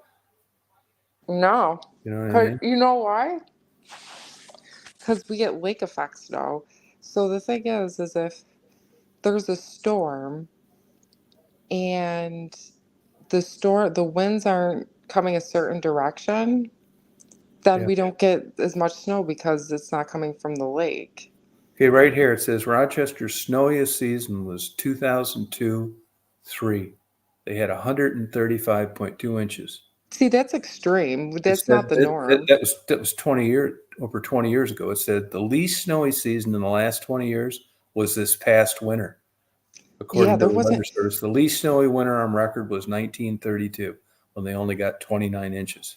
Yeah, so I mean, like you can't. I'm not going to sit here and say throughout the years global warming's affected it because it hasn't. Because Yes, it I has. remember, I remember years in school It has affected it. when Your when I was temperatures are warmer when and I your was. snowfall is less. It's not steadily less though. Yes, it is. It's not. Yes, it. I'll find it for you, but I You just said guarantee you your just you just snow, even your you rain, I'll bet is less, you just brought up. drier and hotter. You just said that one of the least snowiest seasons was back in what would you say 1932. Yeah. So how does that equivalent to like the snowing getting declined? Because because we've had Well, snowstorm. that was one like the worst extreme there is. It's just Right, like but when you find median averages, you take the top best and you take the bottom worst and you get rid of it. well, look Gives at the you a more average. But that was just a weird thing in 1932.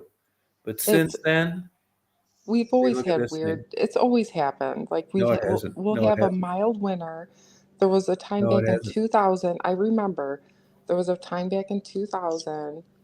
It was like maybe it was 2001 season. Maybe it was 2001 season. I can remember this. They got it all right here, all on the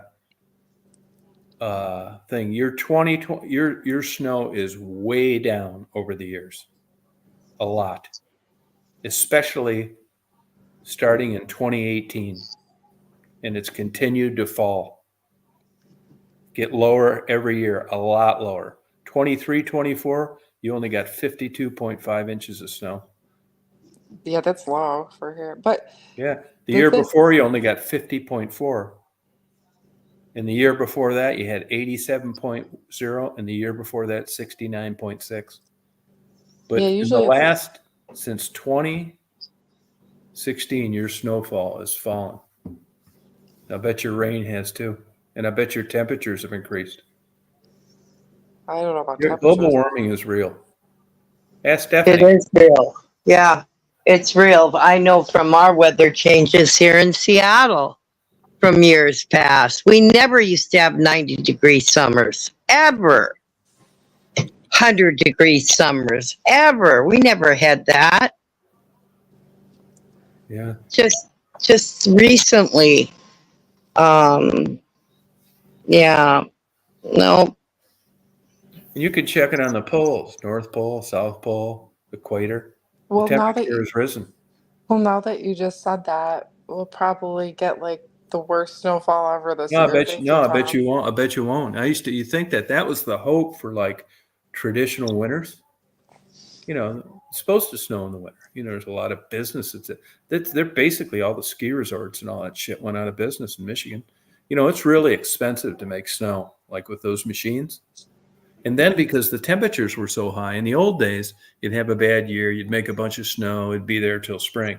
Now it's not uncommon. You get like 10 below zero for 2 days.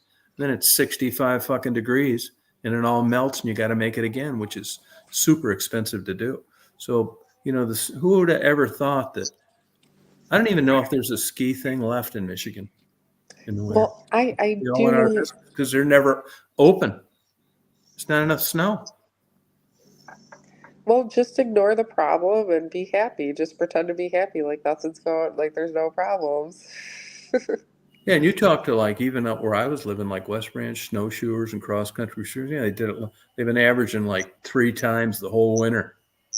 Used to be able to do it from November to March, every fucking day. You get some warm day, it's some fluke deal. I remember as a junior in high school, we rode our bikes to Detroit. It was 74 degrees Thanksgiving Day. That would have been 1972. So it happens. Yeah. I think that um I mean I don't know. I'm just saying, like, I think that it can come back, like Yeah, it I can mean, well, regenerate you don't have itself. any evidence to base that on. I mean, the world everything regenerates No, itself, it even our doesn't. organs No, not late. regenerate. No, It's got nothing to do with weather. The Earth is warmer than it's ever been. And what's the cause? Global warming, emissions, fossil fuels, more people. I think it's got a lot to do with it. Methane, cattle production, you name it.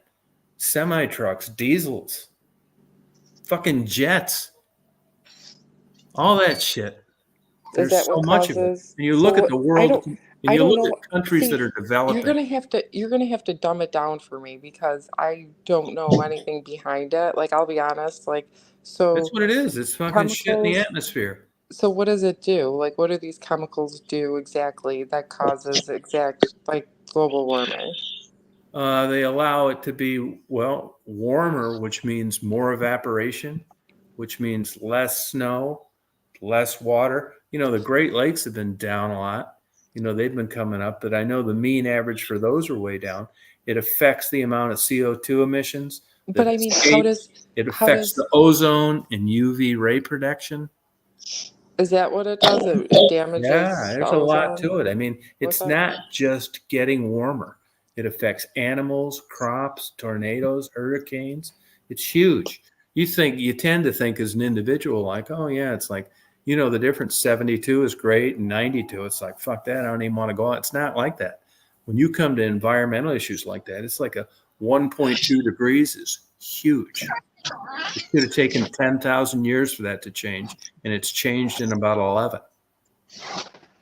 Speaking of that, we just had thunder and it's raining. Oh my God. I can't Good for believe you. it. Yeah, we finally are getting some rain. I wondered what that noise was. I thought it was my air conditioner at first. I thought, you know, but it was thunder. Good for you. Yeah. So I'm sitting outside right now watching it. what do you think?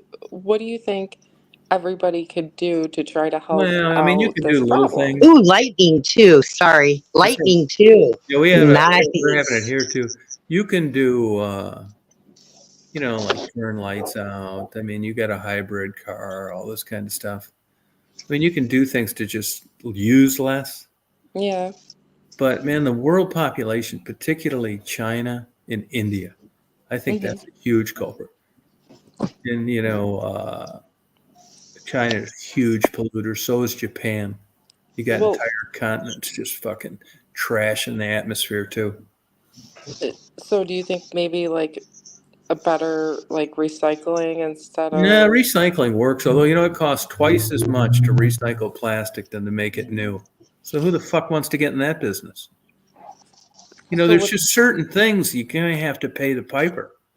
You just can't run around in a 200-mile-an-hour plastic Corvette on a battery and a solar panel on the roof. It just can't happen. So they're trying to, I give them credit for at least trying and cutting down energy. They think there's like 50 years left of oil reserves. That's it. And if you look around, you look at the shit that's made out of oil, you won't believe it. You tend to think of oil, gasoline, solvents, that kind of, man, it's way more paint, plastics. And when this oil runs out, I mean, it's going to cost you like China prices to buy plastic stuff. I mean, this is not a good solution. The solar is better than nothing. Water is good. Wind ain't worth a shit. And man, that's just not working at all on a large scale. You can compost and all that kind of shit. But the fact of the matter is there's just too many people. There's been too much damage too long. And air travel too. My God. does it really commit like I see Oh, like hell yeah. It's I better see than it was. people All these engines have been retrofitted over like the last 20 years. Less sticks out. You don't see the big black smoke billowing out of 4 engines on a DC-8 like you did in the 60s and 70s. Now it's clean and it's quieter. They've got hush kits on them. Engines are more efficient. That kind of thing. well that's good. Yeah, if we'd have listened earlier, but that's how it always is, You just like don't. What surprises me, I'm surprised there isn't more of an issue of getting rid of garbage. I mean, I know how much garbage like I throw out, one guy. And then you look at subdivisions and cities. Where the hell do you put all the garbage from New York and Chicago? I mean, it seems like you couldn't even keep up burning it. Just trucks and trucks and tons of this shit year after year after, sooner or later. I'm just surprised they've been able to hide it this good. Well, because you think about it, like if you think about it, like my household, like not every week, but like almost, I mean, like I said, not every week, like usually our trash bin that we have is like at least half full, and that's just one house. Mm-hmm. Sometimes it's full. No, Like I if I'm know. getting rid of, like if I'm doing a project or something in the house, yeah, I could fill up that tote, and it's a big, you get the big totes. Yeah. So I You mean, have to, probably in New York, you probably got Wow. 10 buckets, don't you? no, well, what we get is I get a trash tote for the trash, and then I get the same size tote for recycling. And recycling comes once every other week, where trash is every week. And every 2 weeks, my recycling tote is like overfilling. So can you get rid of glass in that too? You can. Oh, okay. Yeah. Anything that's recyclable, you can put in there. But the thing is I know in New York City, you'll get a third tote for glass and that kind of product. Where like where I live, you shoot anything that's anything that has a 1, 2, or a 5. So it's 1, 2, or 5 um, on a label, or obviously cardboard, paper. You can put in there, but you don't have to separate it. You just shoot it all in one bin, same size as the garbage bin. Yeah, I figured they'd have some deal like that. It'll get worse. You'll have more 10 years from now living in that fucking place. I mean, I was always for recycle, trying to help the environment out a little bit. I mean, Yeah. I know, Yeah. it's like if everybody's just a little bit more conscious, Yeah, like, that's true. you know, But just, you've been brainwashed with this like overdose in New York. well, they teach you about it even when I was younger. They teach you about it in Yeah, school. they'll be giving you a fucking Twinkie in a recycled bag and a fucking turd in a paper one. I mean, there's nothing wrong with trying to like preserve. No, there's not. But I Uh, mean, you get both barrels coming from that place, which I'm not saying is bad. I think you should do it. I mean, I'd do it as good as I can. I think if you're just, I don't know, like nobody's perfect. So it's like freaking, Yeah. like the thing I'd is, rather just burn it. they weren't, well, they weren't big on recycling up until even here. So like even in a quote unquote, like progressive, like, caring state, they still like all you got before. And that, so up until I would say about 2015, if you had a trash company, come pick up your trash for you, all you got was this tiny little uh, box to put your recycling stuff in. And you couldn't put, like, you could fit maybe like a few newspapers and like some bottle, like, you couldn't fit much in there. Yeah. And, like, what are you going to fit in there? So, of course, you're going to throw it away because what else are you going to do with that every week, Right. They So, don't do any recycling here. a lot of states still don't do it. A lot of states still just don't even, they're just like, whatever, like when it was funny when I went to Florida and I'm like, oh, where's your recycling bin? Or like, cause I'd have bottles or something like that. Yeah. They're like, what the fuck are you talking about? Throw it in the trash can. I'm like, all right. Right. Oh, we have to pay for our regular garbage bin and our recycle bin too. Oh, Yeah, wow. I mean, we had to pay, like, we paid monthly for our garbage pickup, but our bins were Yeah. free. Our bins were free. It You was pay added. monthly for it? That's not part of your taxes? No, you have to No, pay. it's a separate bill. Yeah, that's See, not it's part of. not in Michigan. That's part of your taxes. Really? Yeah. Really? Yeah. Property tax. Really? Yeah. No, That's I Now, pay, let's out here, see, like if you my live out here, garbage is $75 every 3 months. that's about mine too, Stephanie. That's so we're on the same. Um, Yeah. but Tom, if I were to live in the city of Rochester, it would be covered under my taxes. But because I live in a suburb, What you the have to heck? pay for your garbage disposal. yeah, like here, we got to take it to a dump. Well, You there, can get a place to do it, I guess. Somebody told me, but I don't know anybody that does. yeah, they actually had to cut back on the competition for the garbage disposal pickups here because there were too many companies trying to get into the business. Oh, Um, they're yeah, always catching them in Michigan, corrupt, paying off some competition or something. yeah, Garbage guys. they had to do something a couple times with some of Hey, them, Lacey. but um, yeah, I mean, like, yeah, you got to pay for that out in the suburbs, Yeah, but see, Rita's is covered too by her taxes. well, yeah, Wow. if I were to live in the city of Rochester and live in the city, it would be Yeah, but you covered with still live mine. in a city. I live in a suburb of the city. Yeah, I I don't. know. But I Yeah, mean, but that is a city. They like when a cop car goes by your house, what's it say on the side? Who is it? the town that I live in. Okay, so it's like they're responsible for all that. You know that. Well, I don't know what the difference is if you're in Rochester or in your town. Why isn't it paid by your taxes? I don't know. I don't know. Well, you know what the thing is in the city, taxes. If I were to buy a house in the city, taxes would be easily in half. The town that I live in, our taxes are actually quite high. Homeowner taxes and school Yeah. taxes and all that you pay is Oh yeah. actually But that's it's the argument for high property values. Schools, the quality of schools. I don't really know if that's true or not. well, the thing is Hey, I Mary.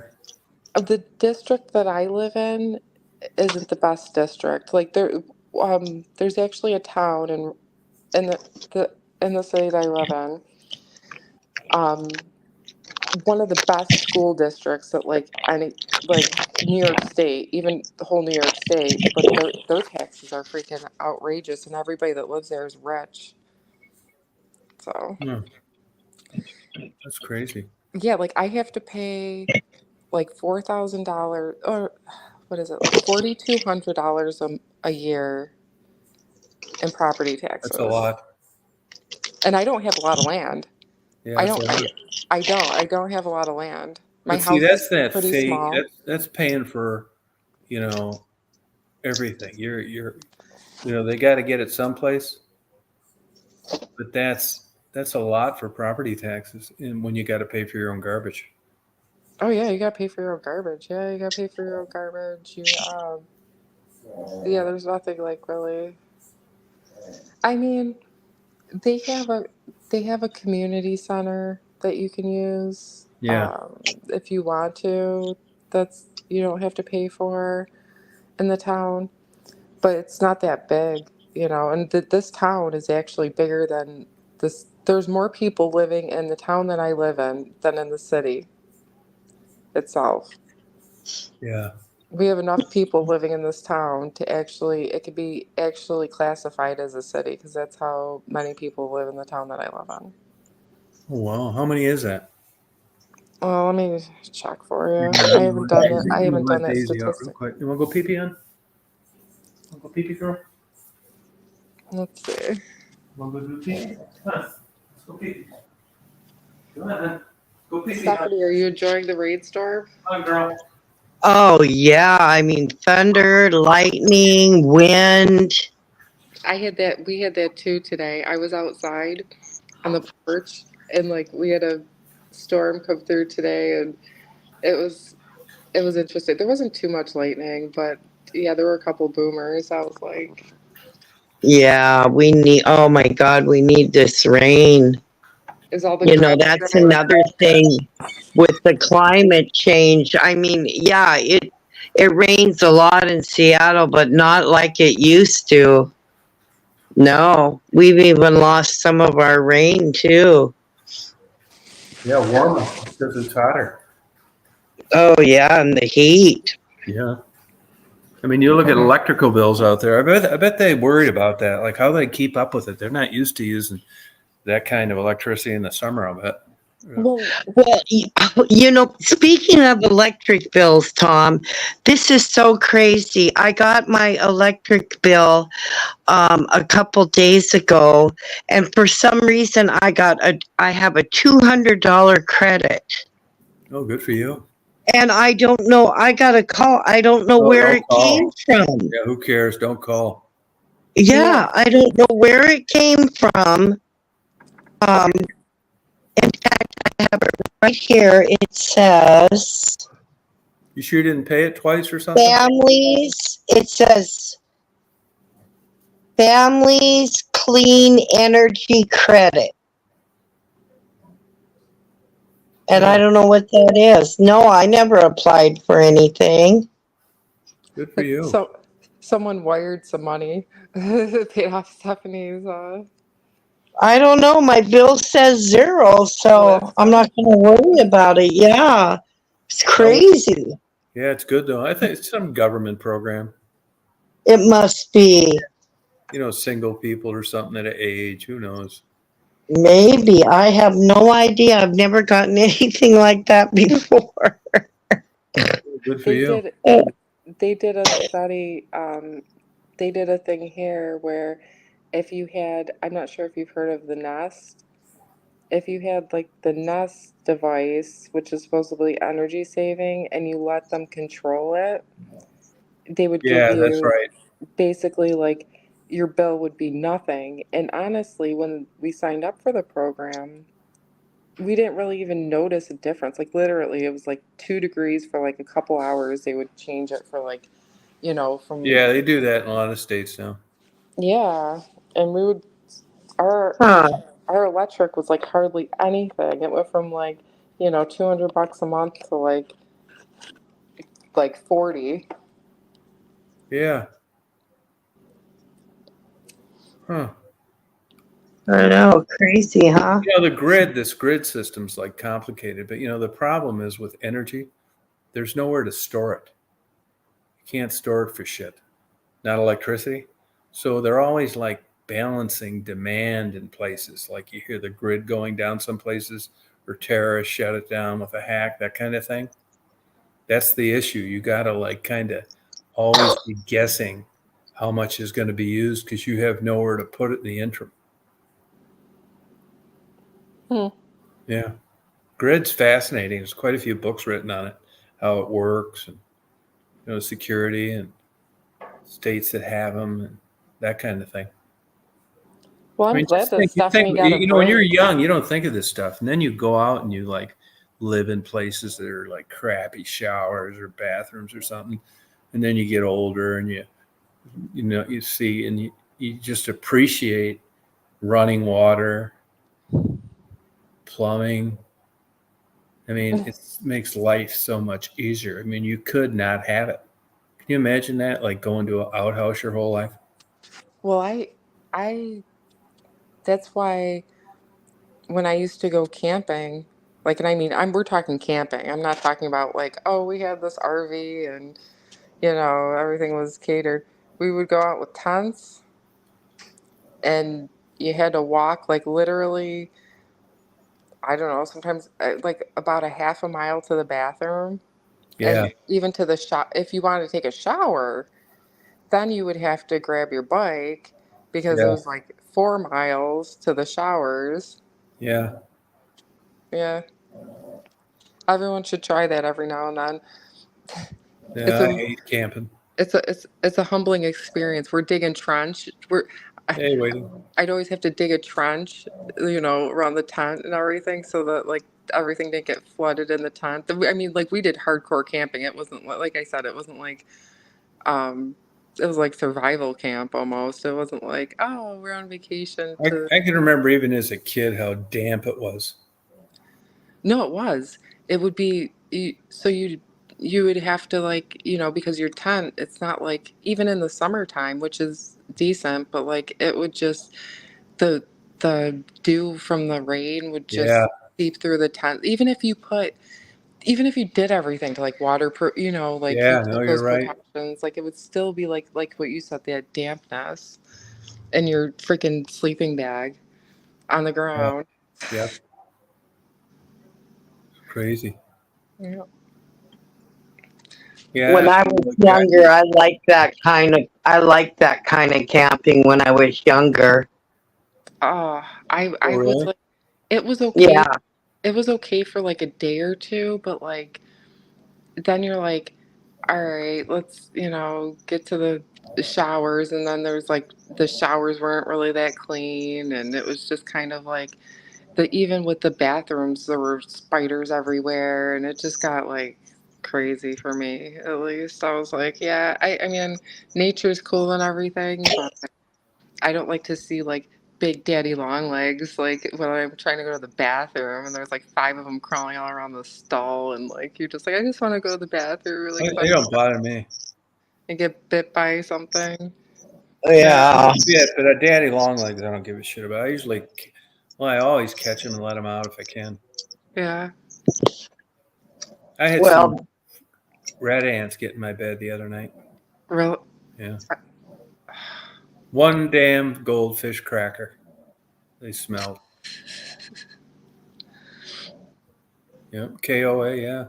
I think that's a different name now. It's not cheap to go to a KOA like it used to be. It's a lot. yeah, that's not really camping. You got to No. go out in the middle of nowhere Yeah, like uh, with a trucking camper. I like that. I mean, there's nothing like coffee over a fire in a percolator. Cowboy coffee too, where they just throw it in, let it boil. Talk about good coffee. And I don't know what it is, but the food seems to taste so good when you're cooking outdoors. I don't know why, but it does. Stephanie, do you want to go camping? We'll all go camping together. We'll all go out in the There you woods go. and we can have. Oh, I couldn't go like that now, Michelle. I'd have to have a camper or RV. There's no way I could get on the ground. I couldn't get back up. We'll get Stephanie an air mattress. You could That still wouldn't work, my dear. No, can't do it anymore. Yeah, percolator coffee is way better because you're supposed to serve coffee at 204 degrees. Yeah. And like those drip coffees never get that hot. Those Mr. No. coffees and stuff. Neither do those things K-cups. But percolator, that's how coffee's supposed to be percolated and served, Yep. sipped at 204. Well, I that's mean, you'll how. burn your damn pecker off you if you spill it. Well, But that's that's how it's supposed to be served. that's why. Well, that's why a lot of people go to like Dunkin' Donuts and those places because their machines are designed for it to be that hot. Yeah, Tim Hortons has got good hot coffee too. Yeah.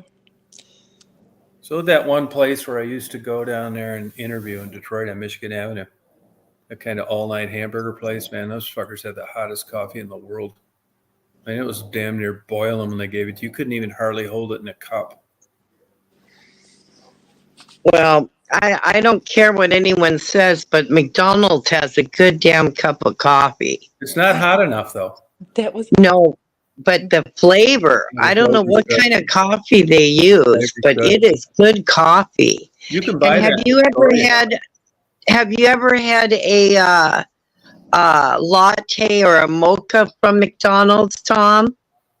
I ate it once and I didn't like it. Oh, you didn't? See, I liked it. I was really surprised. And it was half the cost of Starbucks. Oh, yeah, it is. Yep.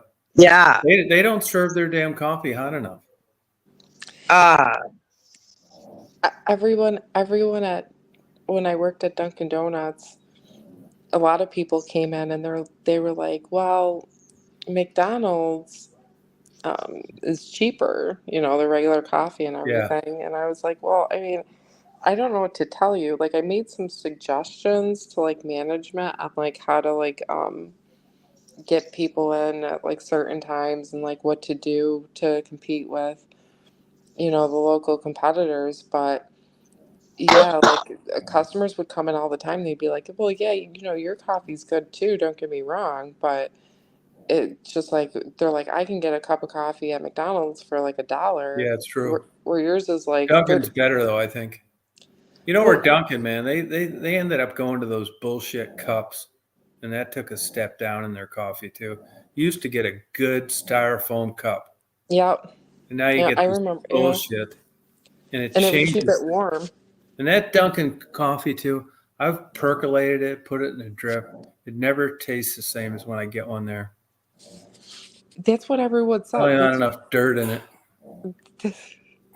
That's what everyone would say, and I'm like, well, but like as far as Dunkin' Donuts and their like espresso drinks and stuff, Yeah. like people didn't really like the espresso. But as far as their overall coffee, if you ask people are like, yeah, Dunkin' Donuts has a good cup of coffee, Yeah, but it is like a good cup of their coffee. espresso drinks aren't the best, and like Oh, this that's and weird, that. isn't it? If you want a good, Mhm. the highest caffeine, all those outfits is Starbucks.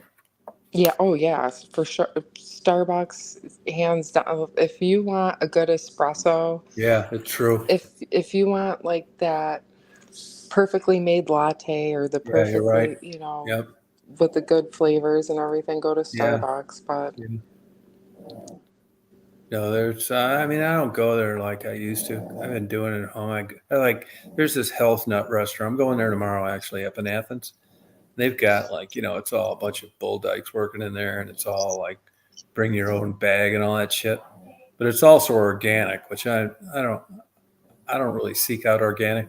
But they have like 50 of these kick-ass African coffees, and you can like grind your own beans and put it in the bag and all that.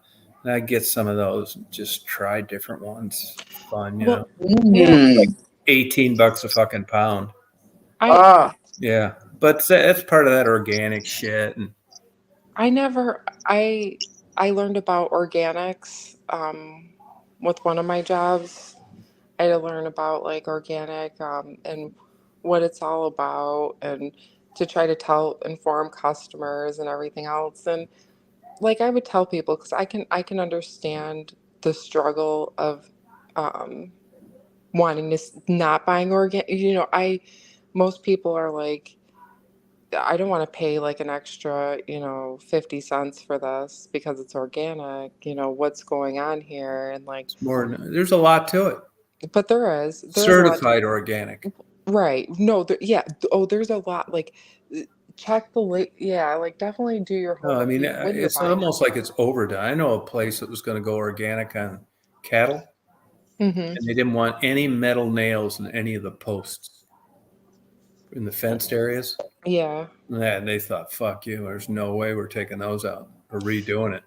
But it was just like, and it wasn't like the cows were eating the nails. It was just weird. But it was a requirement and no metal amongst livestock for, 50 feet or something like that. And they weren't willing to do it. So they just quit doing it. They decided not to go organic. Well, I think if people realized exactly like, okay, so everybody's pretty much exposed to chemicals on a daily basis, right? Right. There's nothing you can do about it. Like it's already in the air. Like it's just there. But a lot of the chemicals that they use on like produce and all of those things, like they're chemicals. Like, and but people don't realize it because they're not at that like, you can't get instantly sick off of, Right. eating that kind It's of stuff. trace It's not minerals right. It's not like it's dipped um in fucking lead. right. Yeah, yeah. Right. It's not like they're like, but the thing is especially with produce, what I found is, people would ask me all the time, well, why should I buy, organic? And I said, I'll be honest with you. Um, they're they obviously don't use they don't use the same chemical, whatever. But the produce just lasts longer. So like let's say Organic? yes, because it doesn't already have the breakdown of all the chemicals.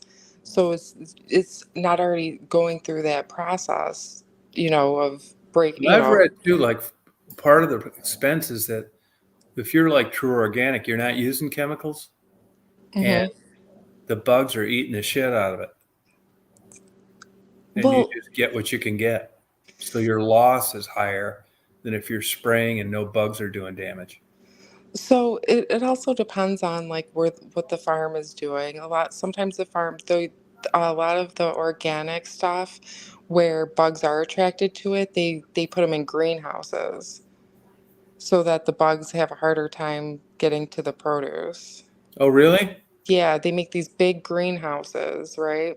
At Yeah. least where I'm from. Like, I can't say for every farm, because there's tons of farms out there that do things. Not every farm's the same, and it's not all uniform, too. But I actually went to some of these farms, took a tour, um, and a lot of the produce, that causes, where they're attracted to, Yeah. like especially fruit and stuff. Um, they keep in greenhouses to give extra protection from the bugs. From Those fucking fruit flies, man. You eventually will see them everywhere. Yeah, you're not gonna They fruit. don't bother me that It's much. fruit flies is. I mean, you can take steps obviously to keep them at bay, but especially in the summertime, with summer and like let's say you have produce in your house. So even if you like, let's say, how everyone likes those.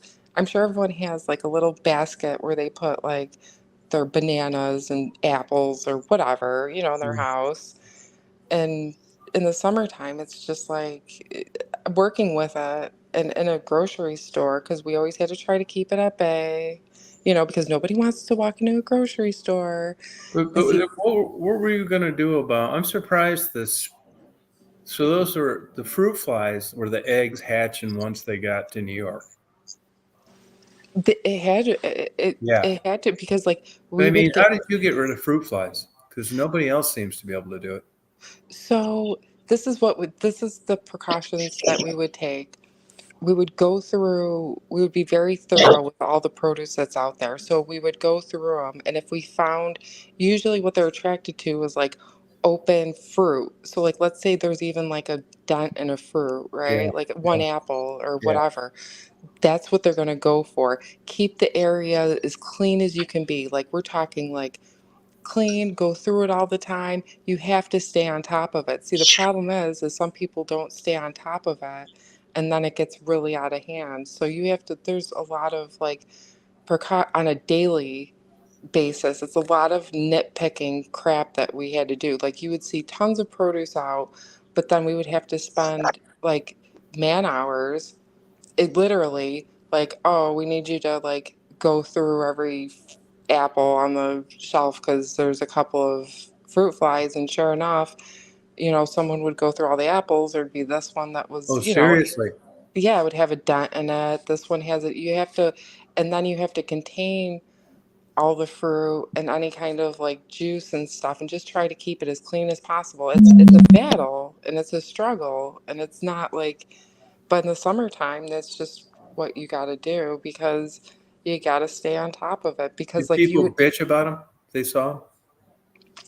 I mean, a couple people said something like I had to. There was food safety so you'd have food safety people in there all the time. Like Wegmans actually would spend money on their own food safety people. So not only did you have the state, which everybody has to comply with, the state would come in every so often, but then you would um, have their own people like coming in there checking up on everything on a daily basis, not daily, but monthly monthly basis. And yeah, you just have to Did you ever get loads of bad stuff? oh yeah, I mean, there were times when we had to send pallets of bad produce from different countries too. See, the thing is when you're getting produce in, it's not like, obviously, not all the produce is grown in America that you see Right. in a produce But I station. mean, So for an account like Wegmans, you'd think they'd be just double checking what was going to you. they're usually on it. Like that would be more of a rare thing, but it does happen. It did, like you would get a couple cases of something, and it would all be like horrible quality, but it wasn't the norm. It was definitely uh, Yeah. more of but then you just, they'd email the company, Uh, like You, everything would be put on did hold. you were you privy to what they paid for produce? Did I see the costs? Yeah. You mean like all the costs and everything? Yeah. Yeah, yeah, I would see like So, cost less. you hear different stories of the profit margin in grocery stores. The profit margin's got to be crazy in produce, isn't it? Like you're marking it up 5 or 10 times or something. I mean, there's definitely like everything was different, obviously. Like it would like, so if we sold stuff and we bought it like in bulk, right? So like bananas, for instance. Bananas freaking, that's the main produce thing, the freaking everyone loves bananas. Uh, you'd get discounts on that stuff. The more you buy it, so then you can.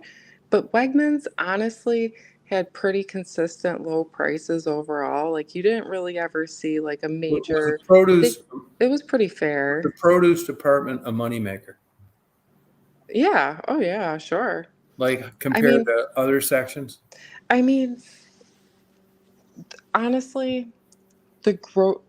I mean, yes, because the price of produce, what you buy for it, is more expensive. Um, Usually the money makers would usually be like prepared foods. So Oh, like really? they have a huge Wegmans put a lot of money into like their prepared food section. So like that one is like, talk about money maker freaking, because you're everything's Yeah. quadrupled in price. That's your money. Did And you guys did you guys have those rotisserie chickens? yeah, oh yeah, oh, Somebody people told me love. they sell those and break even. They have to. I never saw numbers on that particular item, but they always kept it really low. Like the price would always be like $4 for a whole rotisserie chicken. Like I was like, all right, well that's pretty good since it's prepared. It's Yeah, warmed. yeah. It's everything. Did But you guys that's have sushi? yes. Oh, they put a lot of money into sushi. Wegmans even has their own cheese cave from like Italy. They put a lot of money into that stuff, and um, like I said, it and it depends on like where the area is too. So like if you're providing for an area that's more like middle class, like lower middle class, Yeah. the grocery department does tons of business, right? So you're selling a lot of like canned goods, cereal, bottled, you know, uh, pop, Yeah. uh, bottled juice Right. that's not fresh, like Yeah. the Yeah. stuff that you just see on the shelf. And then other areas they buy differently. But like the thing is they still made a good because they did so much business. They would do, I mean, that anything that they took a loss on. So they would pick out like they do their homework on how people shopped.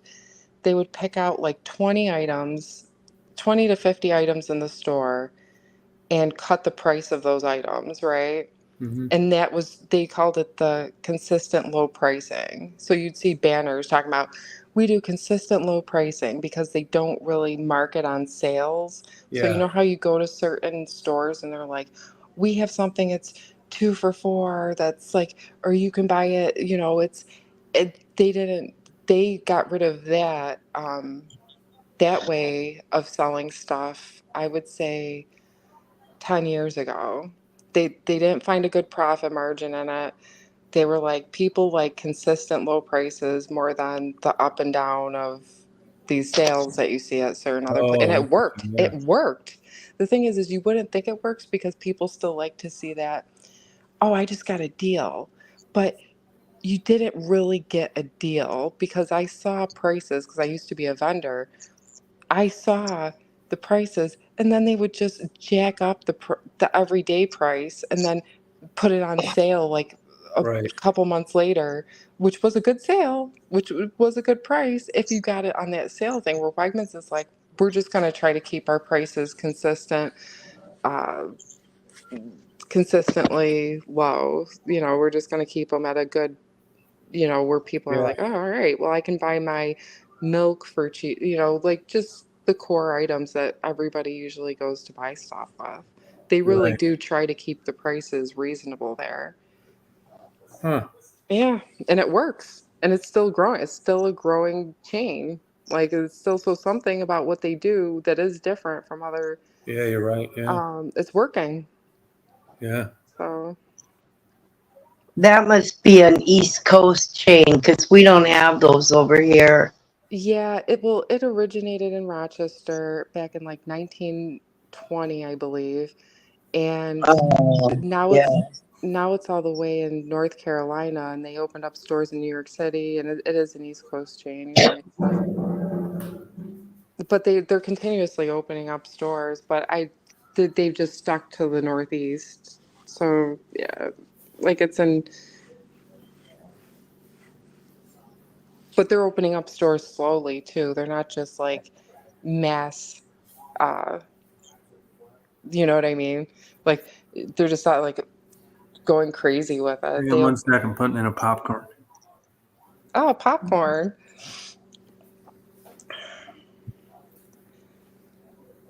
Oh, let's see. I haven't looked at the chat. Have you been looking at the chat? Oh, Rita's on the chat. Hi, Rita. Let's see. Rita, Virginia. Oh, Josh NC is in North Carolina. Let's see. Popcorn's good. Everyone loves popcorn, especially if you go to the movie theater, right? Who doesn't like the freaking butter on the popcorn? That business has took a loss, especially since COVID, as movie theaters. They've shut a lot of the movie theaters down.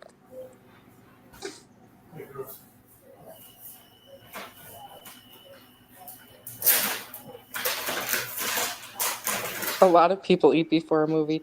Well, they actually opened up a movie theater here where they will serve you dinner. So you can actually get like dinner there now. They'll serve it right to your seat in the movie theater.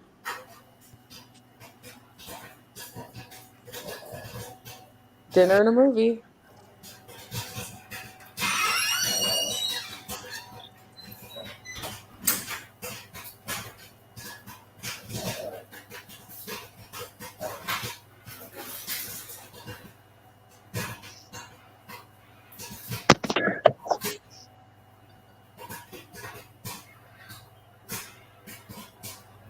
It's always been expensive going to the movie theater.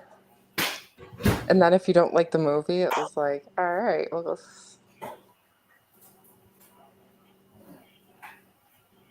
Sorry about that. Got a little hungry. I'll tell you one thing, I drink a lot more water too since I quit drinking beer. water's good. I mean, like tons more, like crazy amount, like 2 6-packs a day. Really? Yeah, I I do can't. feel better. Especially down here, it's hot, but you don't realize how much fluid you lose. Well, drinking, it's always good to um, drink water in general because it flushes out bad shit in your system. You know what I mean? Everyone Yeah, has bad stuff in their whether you're healthy, not healthy, whatever. And the more you pee and get rid of bad toxins and waste products in your body, the better you'll feel just in general. yeah. You It's drink a not lot a of water, Steph? Yeah, You do? yeah. I drink. I drink. I'm always drinking something all day. Diet Coke and water, coffee. You know, Yep. that's one thing about antidepressants, they dry your mouth out. Oh, really? Yeah. You got to pay attention to it or you'll get more cavities. Yeah, right. Stephanie's like, I don't have that problem right now, right, Stephanie? That's right. I don't have to worry That's one about thing you no don't have to worry about, right? cavities. Mm-hmm. That's right. I mean, there are certain advantages to it. Yeah, you don't have to go to get your mouth drilled, It's and expensive. You got to go to a dentist. it really is. I was talking to somebody, even if you have insurance, it's like if you have to actually get work done, it's like, oh, you saved like $20. Like, oh, great. I still owe like thousands, but No, yeah, that's it. but I Yeah, have you're right. insurance for the $20 You get a tube I'm of saving today. toothpaste and a brush when you leave. Yeah. Well, here, I mean, we can do this for free, and it's like, but that's not what I need. I don't need Mm-hmm. that done. Yeah, Yeah. dental and even dental insurance. I had it before, but it was never worth a shit. It wasn't. No, I have dental insurance, and it really, if if you need anything done to your teeth other than a cleaning, you're, like I said, oh, you have insurance? Oh, well, it's $20. Your $1,000 procedure you need done now going to be $980. Like, oh, cool. I mean, I guess better than nothing, but Mm-hmm. yeah, it's. Hmm. It's a big problem in UK. Dental charges are like crazy over there. Yeah, I mean, they're still bad here. I mean, like, Mm-hmm. if you need work done, it's like, one place was just like, we don't bother with insurance. I'm like, well, that's fine because my insurance doesn't cover that much, anyways. Mm-hmm. You probably got it when you worked at Wegmans, though, didn't you? Yeah, Wegmans offers that, but bad. It's not good. It's just Oh, like what I okay. just told you, that was my insurance through. Well, I mean, what it's mainly for is they pay you for your cleanings and stuff, so you don't in like one crown a year or something. No, all it pays for is you get a cleaning and an X-ray done. You can get free X-rays, which you usually get once a year. That was covered, and you get a free cleaning. But other than that, it was like, if I don't know how people are with their teeth or whatever, but if you have issues, whatever, like you need a filling or you need a root canal or you need, any kind of work done, it was like you're on your own paying for that, basically. Like, we'll give you a little tiny bit But of what you coverage. can get, even though you got to pay for it, is a negotiated rate because of where you work. You'll get it cheaper, even though you got to pay for it, than if you Yeah, didn't work at that company and had to pay for it. yeah. I mean, like I went to places before where I just didn't use my dental insurance, and the savings wasn't really, it was just comparable to me using insurance. So it was just kind of like, all You right. know, you can get a lot off prescriptions too. Good RX. That's better than insurance supplement you can get on Medicare. That sucks. Doesn't pay for anything. A good RX is lower prices. Well, what I learned when I worked in the medical field was I was surprised at how, like, I didn't really know too much about like insurance, especially for senior citizens. Like if you're on, I didn't know about like, so what I learned is it was just crazy. I'm like, why are they giving me like 3 insurance cards? Like I didn't understand the whole process, but like apparently when you become, older, you have to get, I just thought you just got, what is it, Medicare? Like what, Medicare, yeah. Medicare. Okay. So I thought You got you, to pay for it though. but then, yeah, well, this is what I'm fine. Like, so I just thought when you turn 65, you just get Medicare and then that's that, right? Because no, Stephanie, this is how ignorant I was. I was like, Yeah, I thought, I I thought, wish. I thought, okay, you're not working age anymore. You get free medical from all the taxes and stuff. I just Right. thought it was, No I thought way. we all paid into it, right? So I thought your taxes, something covered it, right?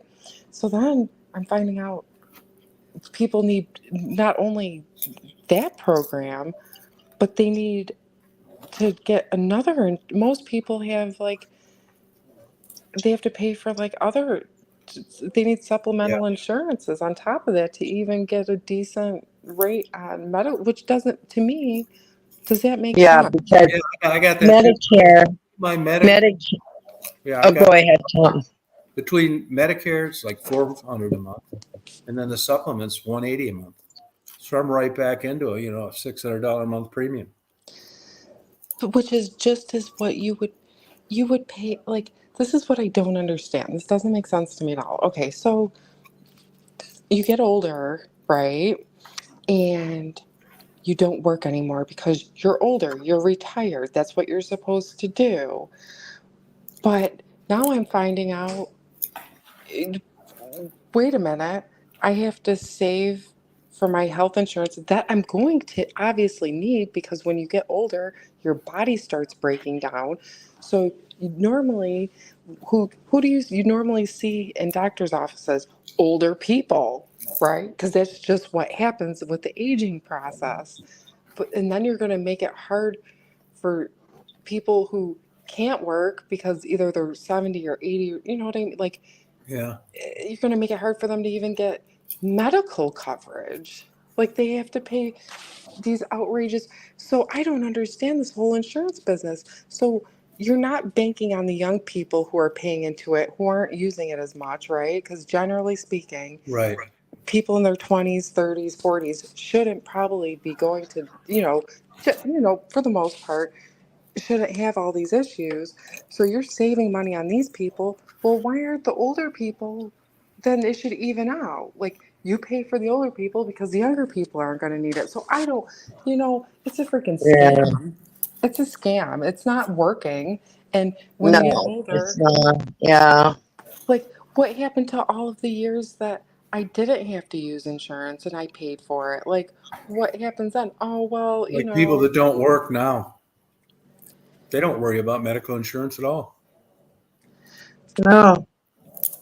well, I'm just saying, like, it just boggled me because I never thought about it before. But then I'm like thinking about it and I'm like, this insurance crap is a fraud because I thought the whole thing was, okay, younger people paid into it, didn't use it, but then when you get older, when you need it, it should be there and you shouldn't have to pay an arm and a leg for it. And now it's like, what? All right, I guess you still got to pay an arm and a leg and you're going to need it when you get older. Everyone needs it when they get Well, living older. in New York, you'll probably see socialism by the time you retire. Hold on, you guys. I'll be right back on. Hold on. Well, if we don't do something, we'll see communism in this country. Just let the government make decisions for you instead of you doing it for yourself. Yeah, that's what will happen too if we elect you know who. I'm not going to mention any names because I don't want you to get struck, Tom. Fuck it. Yeah, I know it.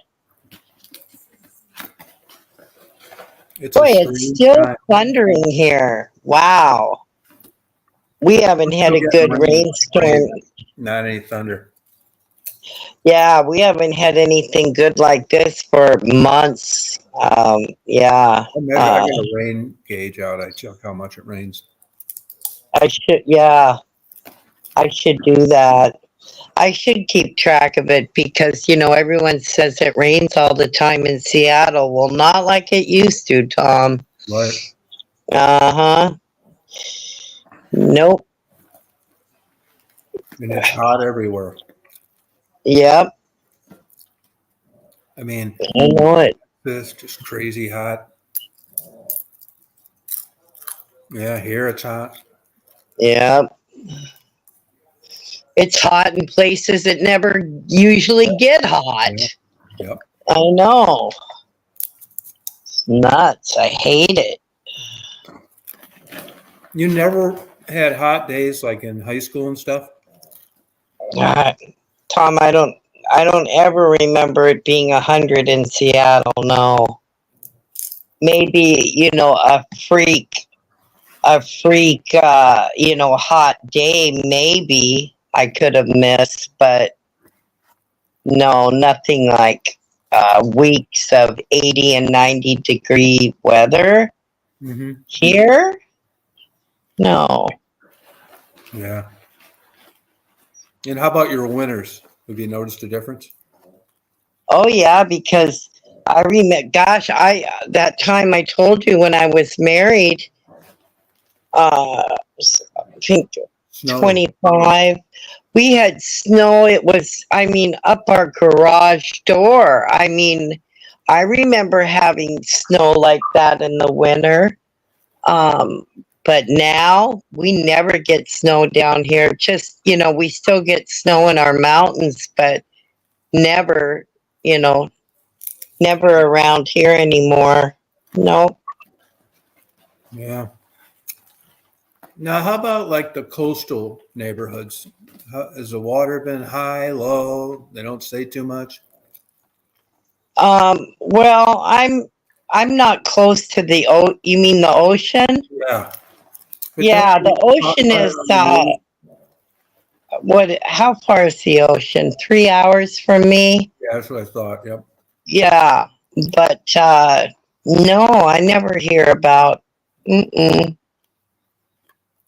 No. How far is Spokane from you? I think about 300 miles. Oh, okay. Yeah, Oh, okay. that's over the pass. That's Eastern Washington. Now, Eastern Washington is all flat.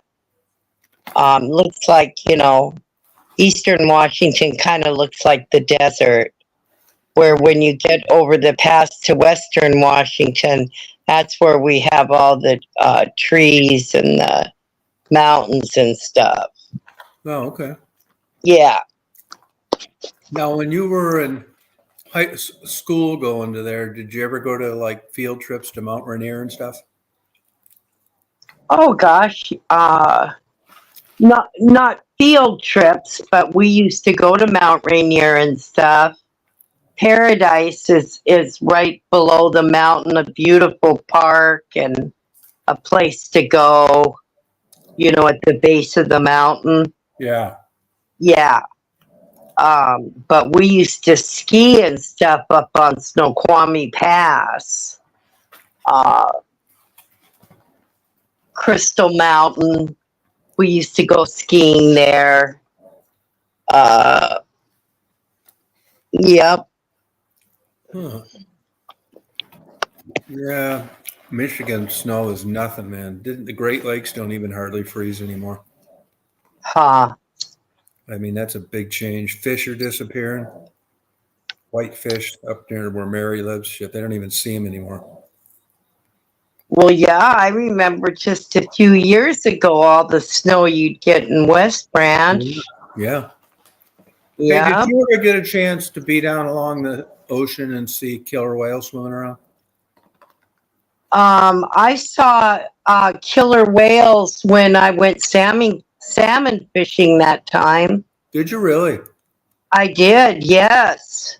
Like how far away?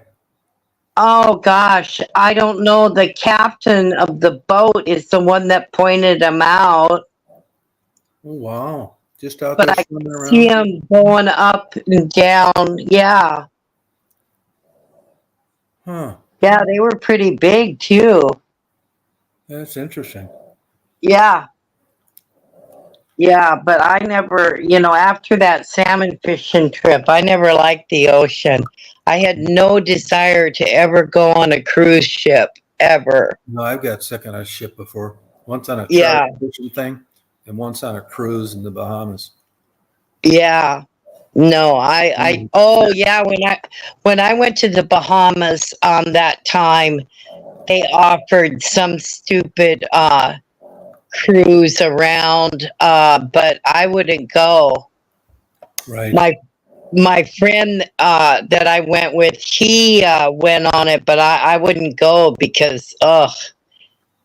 And then come to find out, when we went there, it was hurricane season, Oh, and okay.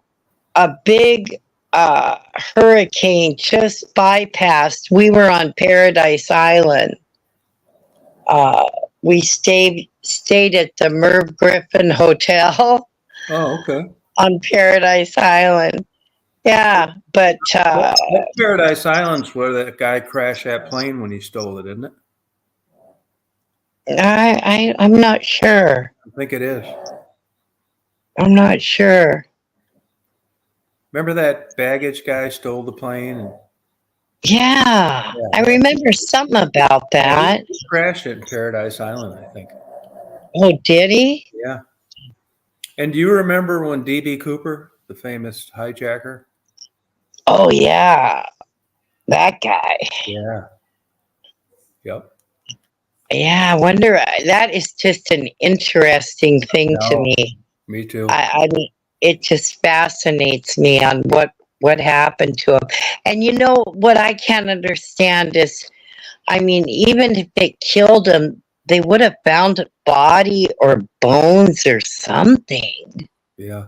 Yep. Don't you think, Tom? Yeah, I think so. Because they searched. Well, they did. Kid found some money though. A kid found some money. Yeah. Huh. I mean, it was just like, always like, who knows? I know. They keep, in the last year, they've been saying they got some DNA off a pin that he wore, and that they were going to figure out who this was through this DNA tracing. Uh-huh. I've really never heard any more about it, so it was probably just some hype bullshit. I mean, it makes you want some guy to appear, and Yeah. say, okay, I'm DB Cooper. Yeah. I'm the guy that got away, and I've been living over in Australia or something somewhere. Yeah, but you know what? He only got $200,000. He's probably broke by now. Yeah, by now he probably is. Yeah, I mean, seemed like a lot then. Yeah. He'd be living in a fucking trailer park. Yeah, I know it. And, but I mean, he became so famous that you'd think that he'd, want to appear and say, it was me. No, I'm the one that did it. That's that flight attendant he sat next to and talked to for 20 minutes is still around. She just gave her first interview here a couple of years ago. It's on YouTube, I think. Oh, really? Yeah. Mm-hmm. That was Northwest Airlines. The 727-300. Ah. Yeah, look it up, DB Cooper, hijacker flight attendant. It'll come up. I watched it. And she wouldn't talk to anybody for years, just wanted to kind of stay out of it. Right. Yeah. Yeah, no, that was interesting though. They still have a big party out there. Oh, yeah? Yeah, once a year at a bar. DB Cooper party? Yeah, DB Cooper party, yep. God, who knows? Maybe he's there. Yeah, they say that. I read a book where it was all the technical information of that hijacking. Uh-huh. And the FBI, up until about 20 years ago, would send somebody to that party. Really? Yeah, he made them look like fools. Ah. And, Oh, I don't yeah. Huh. Yeah, they did. She's real, like, sweet, like, innocent lady. Like, almost somebody that, you got the impression she considered the convent, and then, life took her somewhere else, and she was a flight attendant. Just like super straight arrow. But she talked to him for 20 minutes while he was telling him to fly those coordinates. Huh. Probably had somebody waiting there. Yeah, well. That's another thing, too. Yeah. And they They don't had really it all know. planned out. They really don't know when he jumped. I mean, it was over like a huge area. First, they thought it was the stairwell. The stairwell came down from the rear, and it would make a bump. Of course, that wasn't designed to be open when flight. So a lot of the data they experienced was new because nobody had ever done that before. So even if you get like a little aberration in your airspeed, you don't really connect it to that. And then when they go back and try and duplicate it with the same weight, they couldn't do it. So basically, it was a flip of the coin on, well, let's start looking here. But they didn't have, and if you look at where they spent their time on most of the looking compared to where that money was found, it even makes them look worse. What's up? How you doing? Yeah, it even makes them look worse. Man, you're just the guy I've been looking for. I need to hire you, Tom, and I need to hire you to do some of your detective work. Oh, yeah? What, somebody steals some money from you? I had these fucking pair of Bluetooth earbuds, man. I can't find them nowhere. Really? Yeah. I bet they're like down between like the headboard and the mattress. Man, I've looked. I can't remember. I've looked fucking in the glove compartments of vehicles, in the couch cushions, in the dresser drawers. You didn't throw them away accidentally, did you? I remember putting them in a little case that charges them, and then I don't know what I did with it from there. No, that kind of shit drives me nuts. I spent like $75 on them little bastards. Did you put it in the laundry? Dirty laundry? I don't think so, because I just put the last load of laundry in, and I would have heard them in the dryer go clunk, clunk, clunk, clunk, clunk. Yeah, right, yep. There was a nickel in there. I bet you'll find them, and you'll be shocked where they're at. Oh, man. I hope I do, but I've looked and looked. I'm going to quit looking. I leave in a week. I'm probably going to have to go buy another pair. And when I buy another pair, I'll probably find them. Yeah, you will. Yep. I bet you set them on something and they fell back or something. These cheap junk son of bitches, but. Yeah. No, I go crazy looking for something I can't find. Oh, man. That's what I've done. You go to bed and get up 3 hours later. And it's like, I think I'll go look for that a little bit. And then you keep looking in the places you already looked. Yeah, yes. Yeah, I know. Yep, you're right. I know. Stupid. I know. Yeah. You should go to all new places. Maybe you'd find something once in a while. Yeah, I know. I know. I've done that before too. And then you're right. You still look in the same place. Yeah, like it's gonna appear. Yeah, like always like, where did I put those dang things? And oh man, I can't find them anywhere. Yeah, you'll find them. Did you leave them on top of your roof and get in your car? No, I wouldn't have done that, because I mean, if I could recall, I could recall, but I remember putting them back in that charging case. Yeah, but that has to be plugged in, doesn't it? Yes, they got to be plugged in to charge up, and that's so I figured, well, last time I used them, they still had juice in them, but when you flip the lid open, and then it activates them, and so that's why I'm like walking around the house on my phone trying to like see what's detectable Bluetooth to see, maybe if I can detect them over here, then that means they're around here somewhere. But fuck, these things are detectable fucking 1,000 feet away or some shit, Yeah, right. Fuck. Yeah, no, it should drive you crazy. Oh yeah, yeah. I'm going nuts. I'm like, all right, that's it. I'm fucking hiring Tom. When He's you gonna come really clean know you're this shit fucked is out. when you start wondering if someone came in and took them and there's $20 bills laying on the table. Yeah. Like, why would somebody do that? You know? Yeah, yeah. Oh, yeah. There's an old joke my sister and I would tell. Even as kids going over to my grandmother's house Christmas Day, you know, one of the cousins or uncles happens to show up, and she bought a present for him. September, and she says, "Where's that present for Tommy? I've looked everywhere for that present. Someone must have come in and stole it." I said, Yeah, right. yeah, Grandma. Someone came in Yeah, and left your big screen TV on the wall right. and took that fucking $3 present. Yeah. Someone's supposed to come in and stole it. Look, I looky here, remember, Tom, Michelle. I remember one time I found this little, it was like a little computer chip thing on my living room floor, right? Mhm. And I've lived here, almost 5 years. So it was right after I moved in here. And I couldn't figure out where it came from. And it was freaking me out so bad that I did think someone had been in my house. No, I've done Because where did it come from? I was so freaked out. I drove over to my sister's because she lives only like a mile from me. And I drove over there and showed her this thing, and she goes, "Are you crazy? It must be something off of something of yours." And I said, "No." I said, "Somebody's been in my." Yeah. And Tom, to this day, I don't know where it came from. Wow. What was it? Yeah.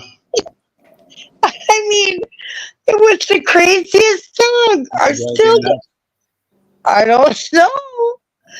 I don't know. No, Cat burglar. yeah. I don't know, but I was sure somebody. Then I started looking around here thinking, well, maybe it was the person that lived here before they have a key. Yeah. Oh boy. Oh, God, I'm so crazy sometimes. No, we'll drive you nuts. Yeah, well, Daddy, you think I don't someone know. broke in and then that you came home and they took off? Yeah. There you go. They were just getting started, which is why a bunch of valuable stuff's still there. No, you don't. Yeah, yeah, but it's reasonable to think that that you would, think somebody came in your home, something that odd. Well, yeah. Yeah, where did it come from? It was like oh gosh, like maybe like a little thing off a radio or something. It had some wires on it. Yeah. Yeah, it was the knows? weirdest Yeah, it thing. is. You would Mm-hmm. definitely. It seems like you would. Although, you look at. I had shit like that happen. Like you'll see a scrape on your car or something, and you'll swear to God, that wasn't there before. Right. Yeah. And then somebody just happens to take a picture of it because of a salamander or something, and there's that same door, and there's that scratch, and that was from 2 years ago. You just don't recall things. Yeah. You know what I mean? I just Yeah. now looked at the You just comments. can't believe it. I just now flipped to the comments. Was that really Tassie, or did someone say No. it was a troll? Troll. Okay. I mean, it could have been, but I doubt it. I'd say 3-1 it wasn't troll. People trolling. I don't know what the hell she's up to. Yeah, they're based. I think she's still back to the same place. I know. Somebody sent me an email a couple weeks ago and said they saw her and she didn't look too hot. So, she's been doing this her whole life. Yeah, like you figure the lifestyle that she lives in, Yeah. I mean, it's amazing the body holds up as good as it does. I think it's amazing too. Like I was seeing some of those women and doing it for so long and everything. Like just Yeah, it really is. I know. But I'll tell you, down there, they'll be still. You'll see, resemblance of being cute at one time, and then in a couple years, just all of a sudden look old, and they're in their like mid-20s. Yeah, some of them are like really young and they look like double their age. Yeah, Yeah. that Yep. It's crazy. opiates Yeah, they do. opiates are horrible. They have much of a drug problem where you live, Rob? Um, I'm sure there is, in the downtown area. I was talking to a police officer the other day, and he said they've had like a crazy amount of heroin overdoses, and I was like, well, I've never even fucking heard of street drugs over here in heroin. He says, oh, dude, there's a lot of it. I guess in the downtown area, downtown Bettendorf. Yeah. But I go downtown to that maker space where I got that workshop and stuff downtown, and you see homeless people down there and so forth. But I mean, I don't interact with them, so I don't know what they're up to. Right. But I'm sure it's a problem because I know the homeless shelters are pretty much to capacity around here. Oh wow, really? Yeah. I've noticed a few more homeless people like around trying to get some money and whatever they can get in the certain areas here You get them too. playing instruments and stuff too? Um, not as frequent. Like you would think like a lot of them would try to do something like that to try to get money, but I think some of the people that I run into, um, they're just like they just want the drug money. Like they're just like freaking Yeah. I need it now, type of, because I've given them like sandwiches before. Like sometimes like I'll get an extra sandwich for free somewhere or do whatever that I'm not going to eat. So I'll, Yeah.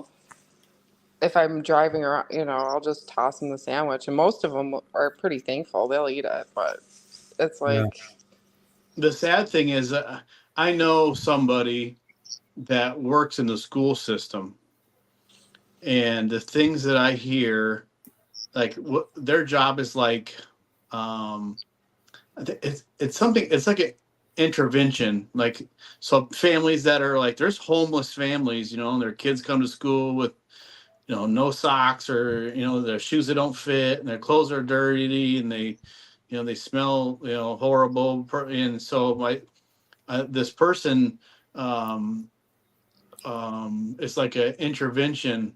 It's like I can't remember what exactly the name, but the like everything a is supposed social to be. worker.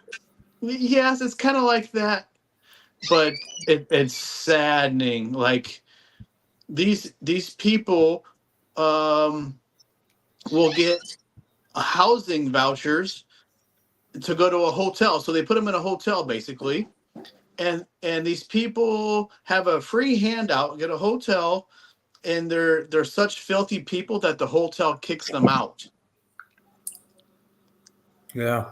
It's like, come on, they're badly addicted to drugs or alcohol, and I mean, I could see the people who need it, maybe abused women, but like some of these people, they take advantage of the system, and this individual's like, you feel extinguished, like what else, you've exhausted all you can do, just it's just you give up on sometimes on these people. But it's just like, Well, so yeah, I would say the drugs are in the area because this is a pretty good metropolitan size area.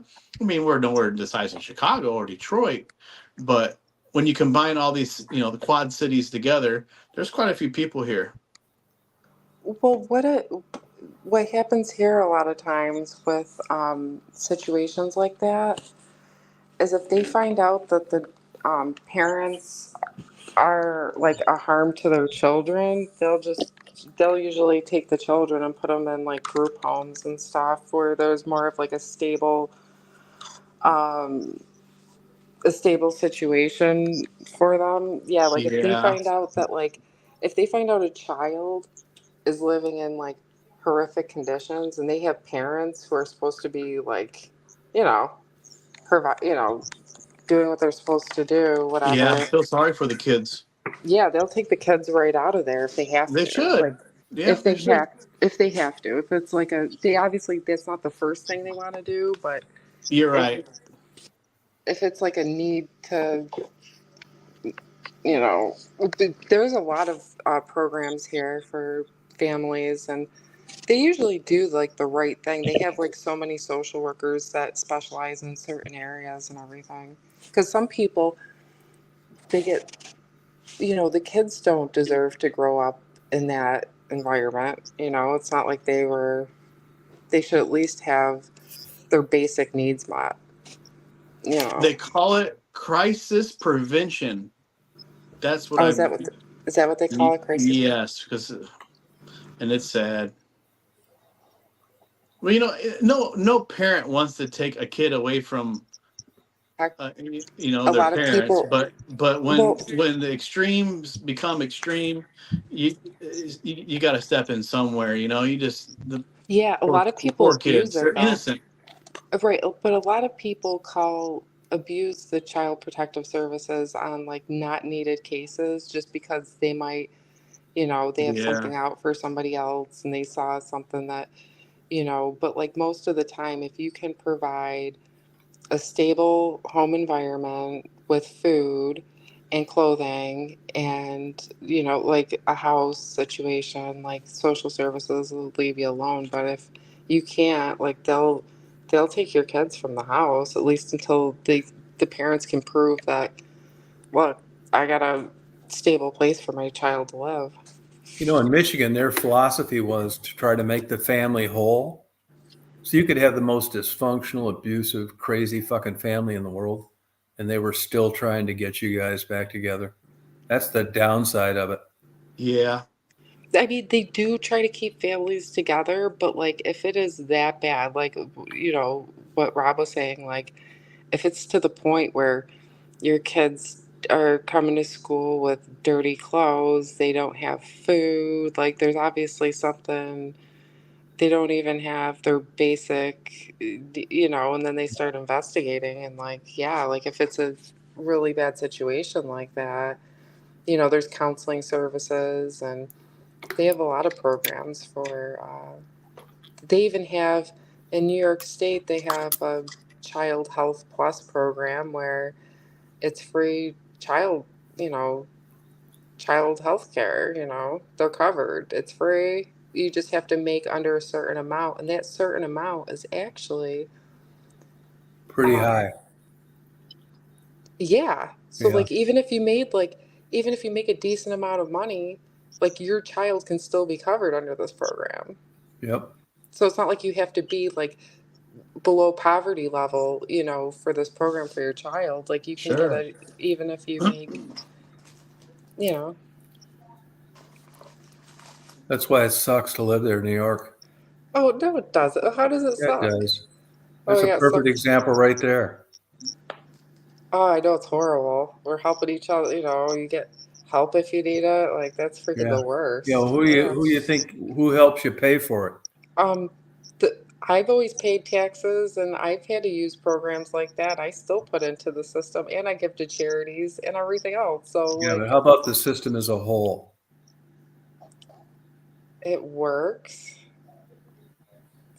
If you can rehab, if you can rehab a family and stuff, and then they can start being productive members of society, it benefits everybody as a whole. There's nothing wrong with having services to help people who need help. I mean, that's like saying get rid of, Yeah, it's funding them. yeah. Well, New York's got tons I'd of rather have career welfare recipients. I'd rather Never have planned on working or paying anything back. I'd rather have people who want to do better and be They don't productive want to do members. better. Some of them do. Not everybody. Yeah, a I lot of guarantee. them don't. Those are the ones I'm talking about. Well, right. So like, there are some people who legit like just want to fuck off and not Yeah, no try. kidding. But Sounds like you've driven around. I mean, I've met right. So I've met those people that you're talking about, Tom, who are just like, yeah, I'm a fucking whatever, and that's that. But there are people. There are people who genuinely Slim. right. It is slim. I think it's the majority Majority what now? of people. Majority of people in general are good people who are just trying to do the right No, thing. no, not in New York. Yeah, Oh, no, it's not. yeah. Well, Mm-mm. maybe it's the Majority of people. them are not. Then why isn't Section 8 housing? Majority of those good people. Section 8 housing. Like Yeah, that federal housing, in every crappy place in the country. The government pays for it. It's all paid for. Nobody works. Nobody's ever going to work. Yeah. Who pays for this shit is the issue. Not that it isn't a nice thing to do, but when you've got 3 generations of never work on the resume, Right. 13 grandchildren, it's time to stop it.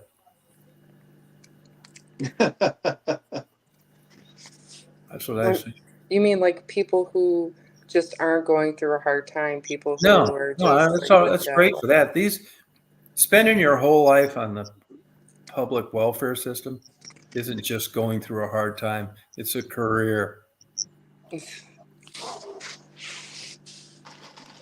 I don't know if you can be on welfare your whole life. Isn't there a set limit time that you can be on it? No, you can be on it your whole life. They've come up with new things where you gotta show them a bunch of fake places you applied to work and shit like that. I mean, you're not sitting on your ass for 30 straight years every single day of the year. You actually have to do something maybe twice a year. Well, yeah, and a lot of them, they're on welfare and then they're working under the table at other jobs. Yeah. Same with people on disability. They're on disability, but they're working jobs under the table. I mean, you hear about that bullshit all the time. The government has made it too easy for people. That's why we need a change in our government. Or, Well, I know a mean, guy on like I disability said, lost a leg, and he has a hard time making it on what he gets from disability. He's a military veteran. He didn't lose his leg in the military, but it was after he got out. He got a motorcycle wreck and lost a leg, and he scrapes by. I mean, he's paycheck to paycheck. oh, yeah. Yeah, no, I don't mean the people that need it. I mean, Well, the I'm just saying, it's government has hard for made him it to too. even he's tried to get more, saying he's gone to the Right. disability office Yeah. saying, hey, I need this is Tell him to cut off his arms. Yeah, no Yeah, shit. see, he's missing a limb. Yeah, and he should be getting more. But see, the government gives everybody the same amount. And, that's why they want us, they want to turn this country into a communist country where we all depend on the government for money. Yeah, they want to murder artists. Yeah, and it's going to happen. That's all I'm telling people. And 3 years from now, I can come on here and say I told everybody so. That's why we got to get a change in that office. Socialism. Yeah. Yeah, yeah. I mean, never worked anywhere except with Canada's healthcare system.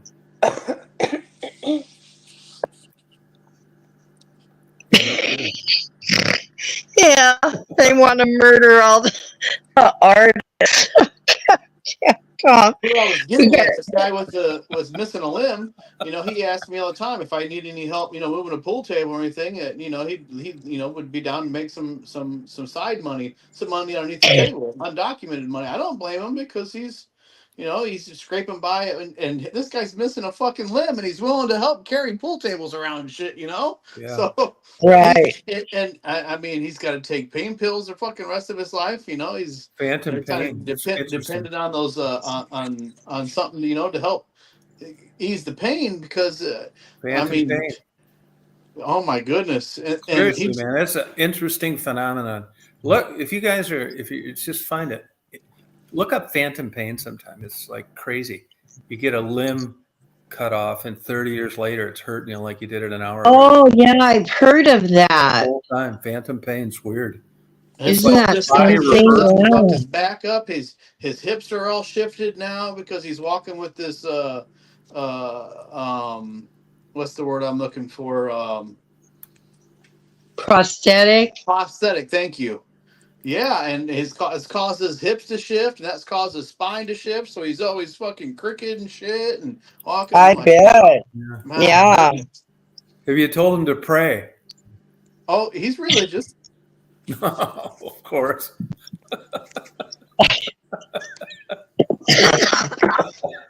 Still religious. Oh yeah. So he prayed for that.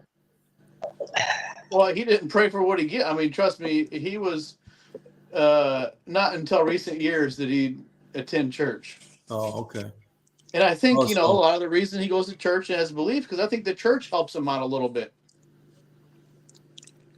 Well, good for him. I mean, that's sad somebody would have that happen. Yeah. That's why I don't ride motorcycles. Yep. Really, you got to be out of your fucking mind to ride one of those nowadays. They were bad enough before texting. Yeah. You got to be on like a suicide mission. My That's mom my just suggestion. my If you mom really just get depressed, don't recovering do from a anything motorcycle crazy. wreck. Don't go buying a gun. Just get a fucking motorcycle and drive around. Yeah. You'll probably be dead by the end of the summer. Mission accomplished.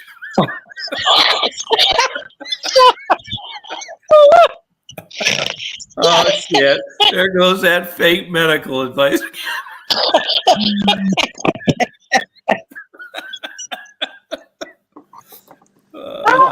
My friends would Yeah. always say if they see somebody zipping around on a motorcycle, they say, "Well, I hope they're organ donors."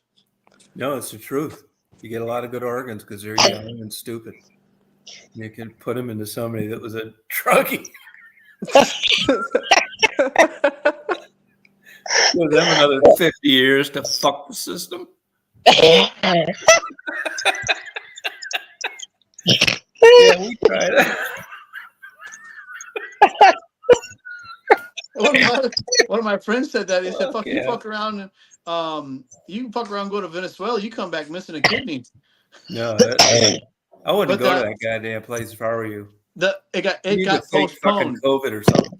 It got postponed because of the Yeah. unrest there right now. Oh, thank God, yeah. Oh God, Yeah. good for you. That's that praying to the Pope above your bed. It's Someone's looking out for you. yeah, the unrest. I guess they're fucking cutting off electricity there to people. Yeah. They're not treating people in hospitals. There's people sick. There's a shortage of medication. It's all the politicians, you know. Yeah. The government. Yeah, of course. Yeah. They ought to, I don't know. I don't know what to tell them, man. So they advised us to stay out of there for a while. Yeah, it's not worth it. It's not like you're going over there and making like $2.5 million. No, Maybe. it's just the company I'm working for is trying to get into the South American market. Yeah. This could have And- saved you herpes.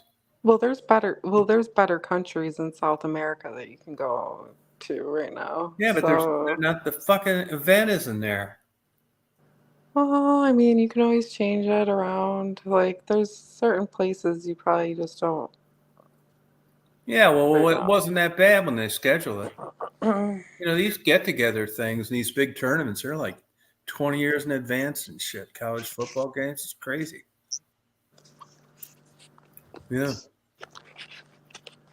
Fucking crazy ass world. But New Zealand's still on. I'll be there Saturday.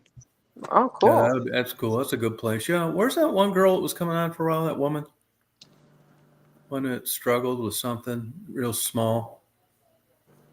Oh, the one that hardly eats. Yeah, She only eats to survive. yeah. Hello. Yeah, she was. Comes on where? I'll eat to I survive. think she was New Zealand. Mm-hmm. It's a They're nymphomaniac. You wouldn't believe the paperwork I had to fill out to be able to get even accepted to be able to travel in or through New Zealand. Wow. Yes. Oh, dude, it's like 3 different documents, and then 24 hours before you leave, you got to fill out another document telling them, "Hey, Give I'm me coming through." give me the date so I can call to catch a smuggler. What did you say? And I was gonna say, see, they don't let any illegals in their country.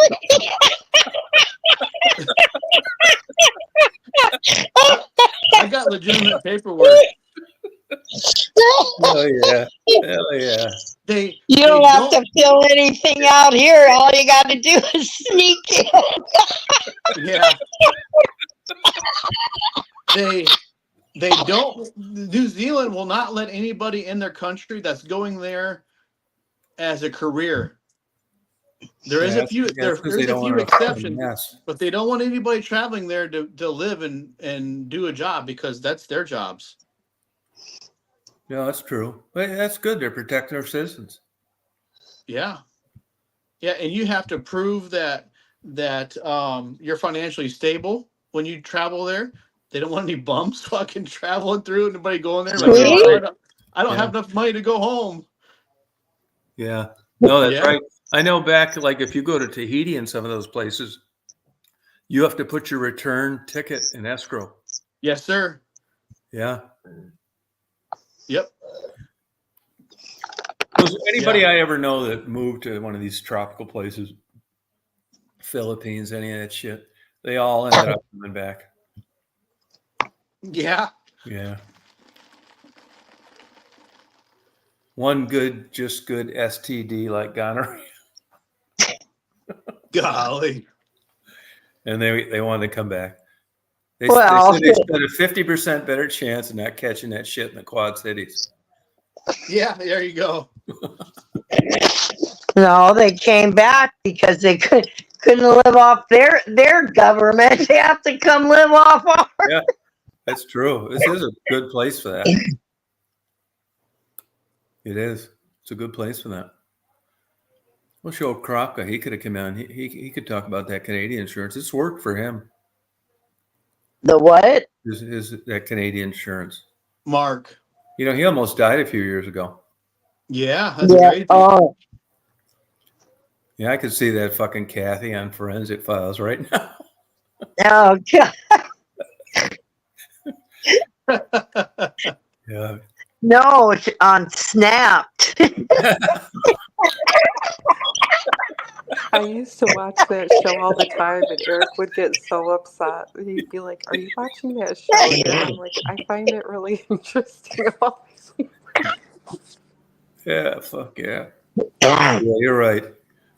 Yeah, Snap makes a lot more sense. You ever meet her, Rob? Who's that? Mark's girlfriend? No, I mean, besides that night that was a couple months ago that she came on there when Mark was. Oh, okay. So you know, yeah, that's me too. Yeah, yeah. That was the only time I. TV show, Brisky. Does that still come on? Just shut up, Tom. Does that still come on, Stephanie? What? Snap. Snapped. Yeah, and there's Yeah. also one called Killer Women. I watch it all the time. Oh boy. Yeah. Yeah. She knows what not to do. I had to stop watching it because it was giving Eric the creeps. Really? Yeah. Oh, Killer Women? Snapped. He's smarter than I thought. I'm glad I don't know what it is. Yeah. It's about women who snap and they kill their spouse or their partner. Yeah. Yeah, I bet He it was framed giving you her again. I think you ought to let him have it. The creeps. Fuck yeah. Fight for your rights. They get you weak and vulnerable. Anything applies to anything. You're fucked. Yeah, I didn't watch it. I've seen those shows advertised once in a while, but I never watched either one. Yeah. I think they had Casey Anthony on there too once. I think they did a special. Oh, probably. They brought the people on that were involved in the case and everything. So yeah, it goes to show you, here they go through all that big long trial, all these experts, all this shit. And as it turns out, the jurors were anti-police and could have gave a fuck with any of the experts had to say for another 5 months. Let it go in one ear and out the other. They were not going to convict her. Got lucky with the jury. But like we were talking earlier today, it can work the other way too. You can get a jury send you away, you didn't do it. When I first come in the chat, you guys were talking about B.D. Cooper. Yeah. The day before Thanksgiving, 1971, it was a Boeing 727 headed from Portland, Oregon to Seattle, Washington. Yeah.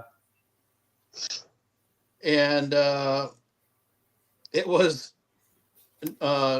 Northwest Airlines Flight 305.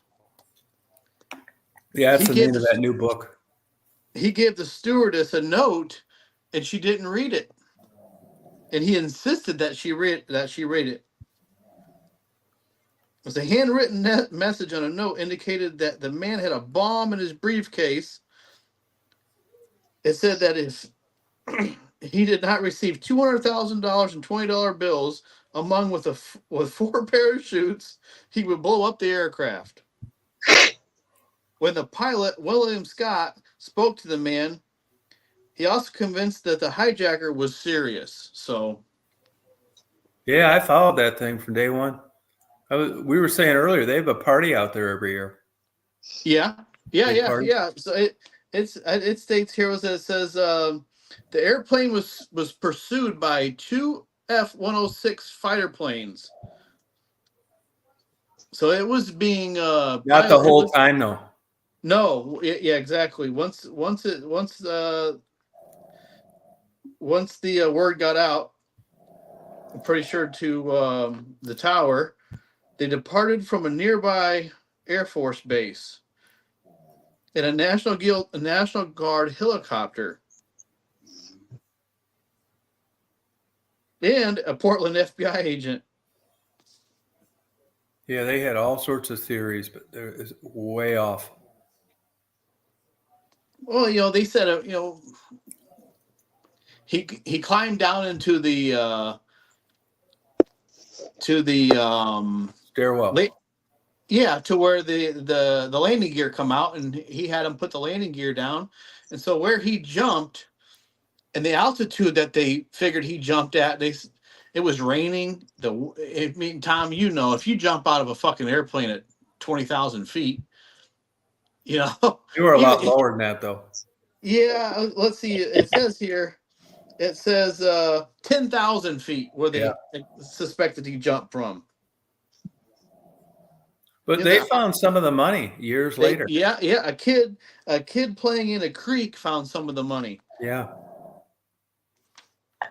And they said that the only way that money could have got there was that it was buried there. It did not wash down that river. So that even makes it stranger. Part of the money that was paid to Cooper in 1971 was found near Portland, Oregon on February 10th, 1980 by an 8-year-old kid who was on a family picnic. That money got returned to Northwest and was auctioned off out of an auction gallery in Dallas and really got crazy money. The money was returned to them. Really? Because they put it up for ransom. It was their money. No, he didn't. None of the remaining 194,000 was ever found, nor have the serial numbers appeared in circulation. Yeah, crazy. There's a little picture of the. Yeah, the book. Just wrote a book about a year ago. I read it, but it was all the technical aspects, like the coordinates, the true airspeed, scenarios. I came away with thinking the FBI just didn't have the faintest idea what to do, and they looked in probably the worst place you could for ever.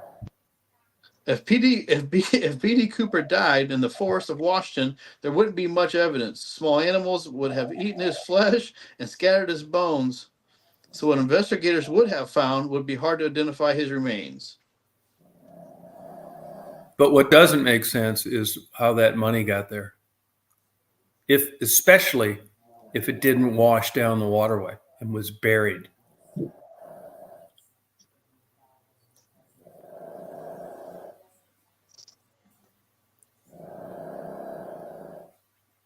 Yeah, it's well, they've been having a lot of stuff in the news the last year that they got DNA off that pin he was wearing. And Really? yeah, a year ago they were saying they were going to come out with the person that they thought was DB Cooper. And I just haven't heard any more about it. So I don't know whether it was just marketing bullshit or what. Yeah, crazy.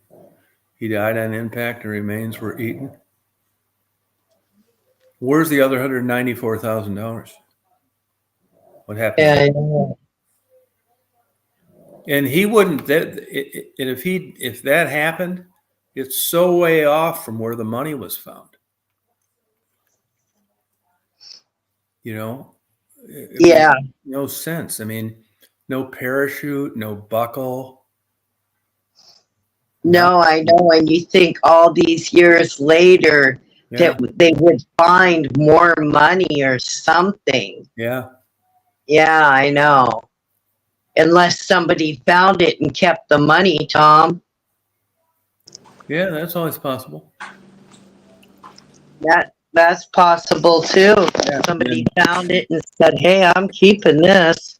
No, and if you found 194,000 and you figured out where it came from, it'd make perfect sense to go bury somewhere else. Yeah, I mean, it wouldn't now because everybody's got cameras, but back then, right. Oh yeah, back then, sure. yeah, yeah, crazy. No, I'd love to know. Oh, me too. They think it was a guy that worked for what was that, McDonnell Douglas, who made that 727, or was that Boeing? It was Boeing. It was Boeing. Okay, so they thought he was like a subcontractor for Boeing with his knowledge, but I didn't really see any knowledge in that book that made you think he had to work in that industry. I mean, he had simple coordinates. He told him when to speed up, slow down. He had his own altimeter. I mean, this isn't like any unique skill set. You could get it from just reading books. Huh. Yeah. But it sure as hell is interesting. Of the two parachutes he took, one was non-working training parachute. Yeah. So who knows? But I wish they'd find like more. Same with like the Edmund Fitzgerald. People make careers out of that thing. What made it sink? If you read the federal reports, though, the Coast Guard, the National Board, Transportation Safety, it fractured from hitting the bottom. That's what they both concluded. He didn't ask for a helmet? The TV shows aren't going to tell you that. They come out with all these bizarre things that could have happened. He didn't ask for a helmet, gloves, flight jacket, jumpsuit, or boots. It was 7 below zero outside, and it was dark, and the plane was going 196 miles an hour. Yeah. I hope he made it and was partying. The wind resistance would have gave him black eyes, and his shoes were probably blown off. Yeah, well, he had enough money to buy some new ones. Yeah. Yeah, no, you're right, Rita. Yeah. He left behind the two best parachutes. And that suggests he was a novice, a beginner, skydiver. But who knows what kind of bullshit the FBI fed them to keep from looking like total clowns. Yeah, that's true too. You know, they're running around like a Chinese fire drill. Yeah. It's a great book, that Flight 305, I think it is. I got it about a year ago. I read that whole book straight through, like in a day and a half. It was a lot of technical stuff and flying stuff, but I thought it was interesting. Yeah, Theories, Northwest they Flight found 305. they had a placard that fell off that was on the side of the fuselage. I think it had the serial number. They found one of those somewhere else. After spending $1 billion on testing, it was from another 727, not that one. It just went from one bullshit, never-ending story to the next. But the bottom line was they never caught him. He jumped at high altitude in the freezing rain with winds that blew 70 miles per hour. Yeah, but I remember that happening, and I followed the whole thing, and no one was ever talking about a plausible explanation that he got cold and something. It was never that, which is why they were looking their fucking ass off from him. If this is true, why'd they even bother and go out and look? It's not like he strapped a tent to his ass. Can't sternum. Why didn't they go out? If the weather would have killed him, why even fuck with it? That's bullshit. right. They drove around and flew around that fucking place for 20 more years. Yeah, Dan. Have you seen B.D. Cooper? Yep. And that's from the ticket agent and the flight attendant he talked to. I think she lives in Kansas or something like that. Ohio, retired. Seat number 15D. So Tom, I'd love to know. Tom, how many? Theory, that's right. How many books do you think, approximately, obviously, do you think you've read in your lifetime? You can't count that high. I don't know. It's like it's hard to say, because I read like a lot of like magazines and journals, and I do a lot of YouTube videos. Yeah. Like I said, you can't count that high. I really don't know. I mean, because I got into reading late, and it was basically it's just because so many things just entertainment was going south. No good movies, not many documentaries.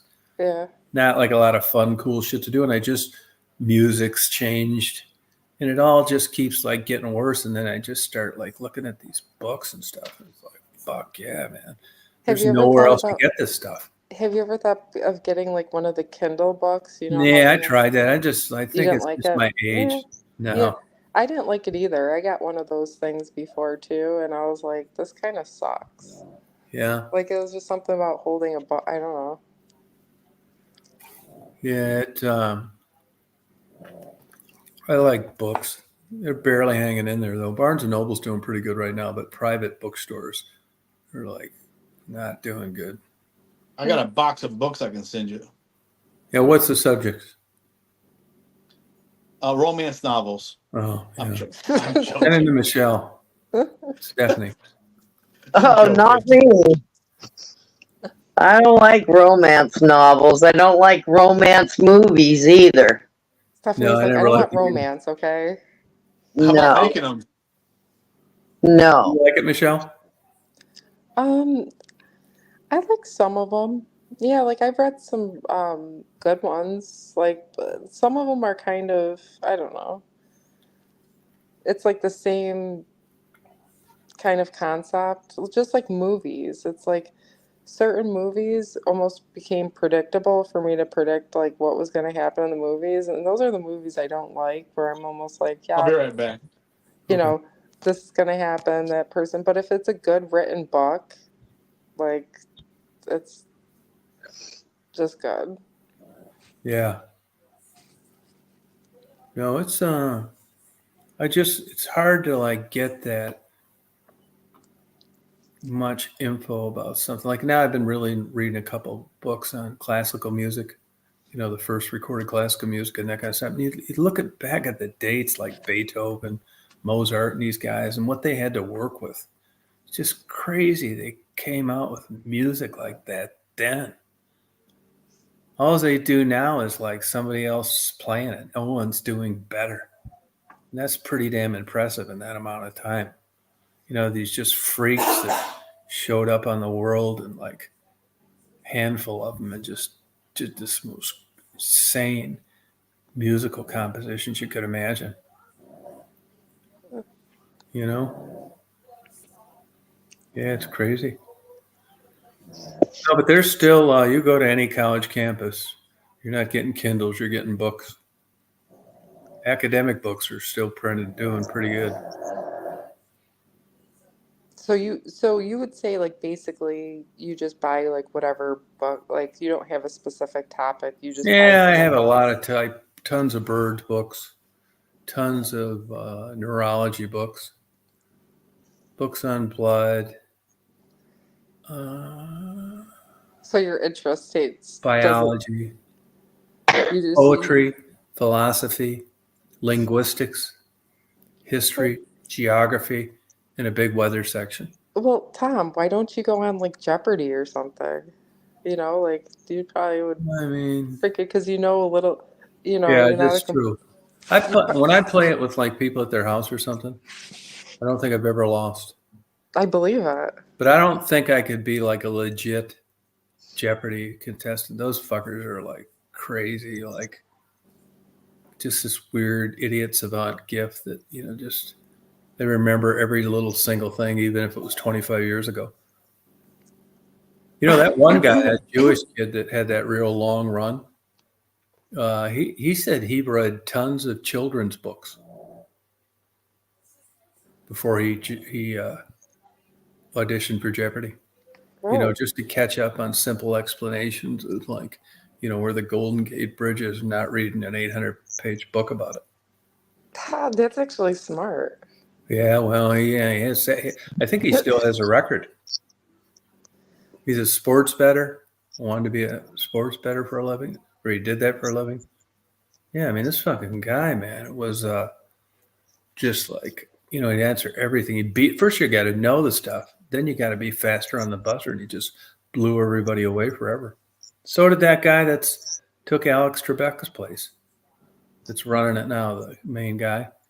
Same thing. He's some freak ass guy that just knows all this stuff about a million subjects. A little bit about a lot of things. And you got to be well-rounded. You can't go in there and just get lucky on two categories. I mean, you got to know all sorts of shit. And there's people out there that would have won, but they were too slow on the buzzer. It's weird. So by the time you've been on there 3 weeks or something, that's just like a whole nother level of smarts. Like Bobby Fischer in chess. There isn't actually a career that maybe is going to be guaranteed a lot of money by having this like crazy brilliant mind. Because when they say what they do for a living, it's just regular jobs. No one's compensating you because you know that much shit. It's cool, you won Jeopardy, but it doesn't really transition to more money in the real world. You might be stacking fucking vegetables someplace. Who knows? There's no like job now for that, Yeah.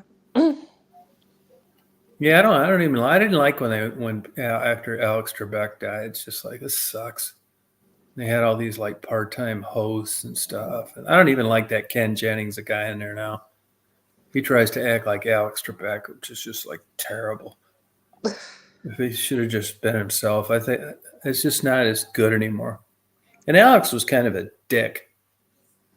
I mean, he really got I off mean, he was, correcting people. I mean, like he was down to, like I think he was. He was like a good guy. On that long, you just get used to him. You know what I mean? Yeah. Like he didn't have like a big personality, but you didn't really need it with that. Right. Is it? With, Yeah.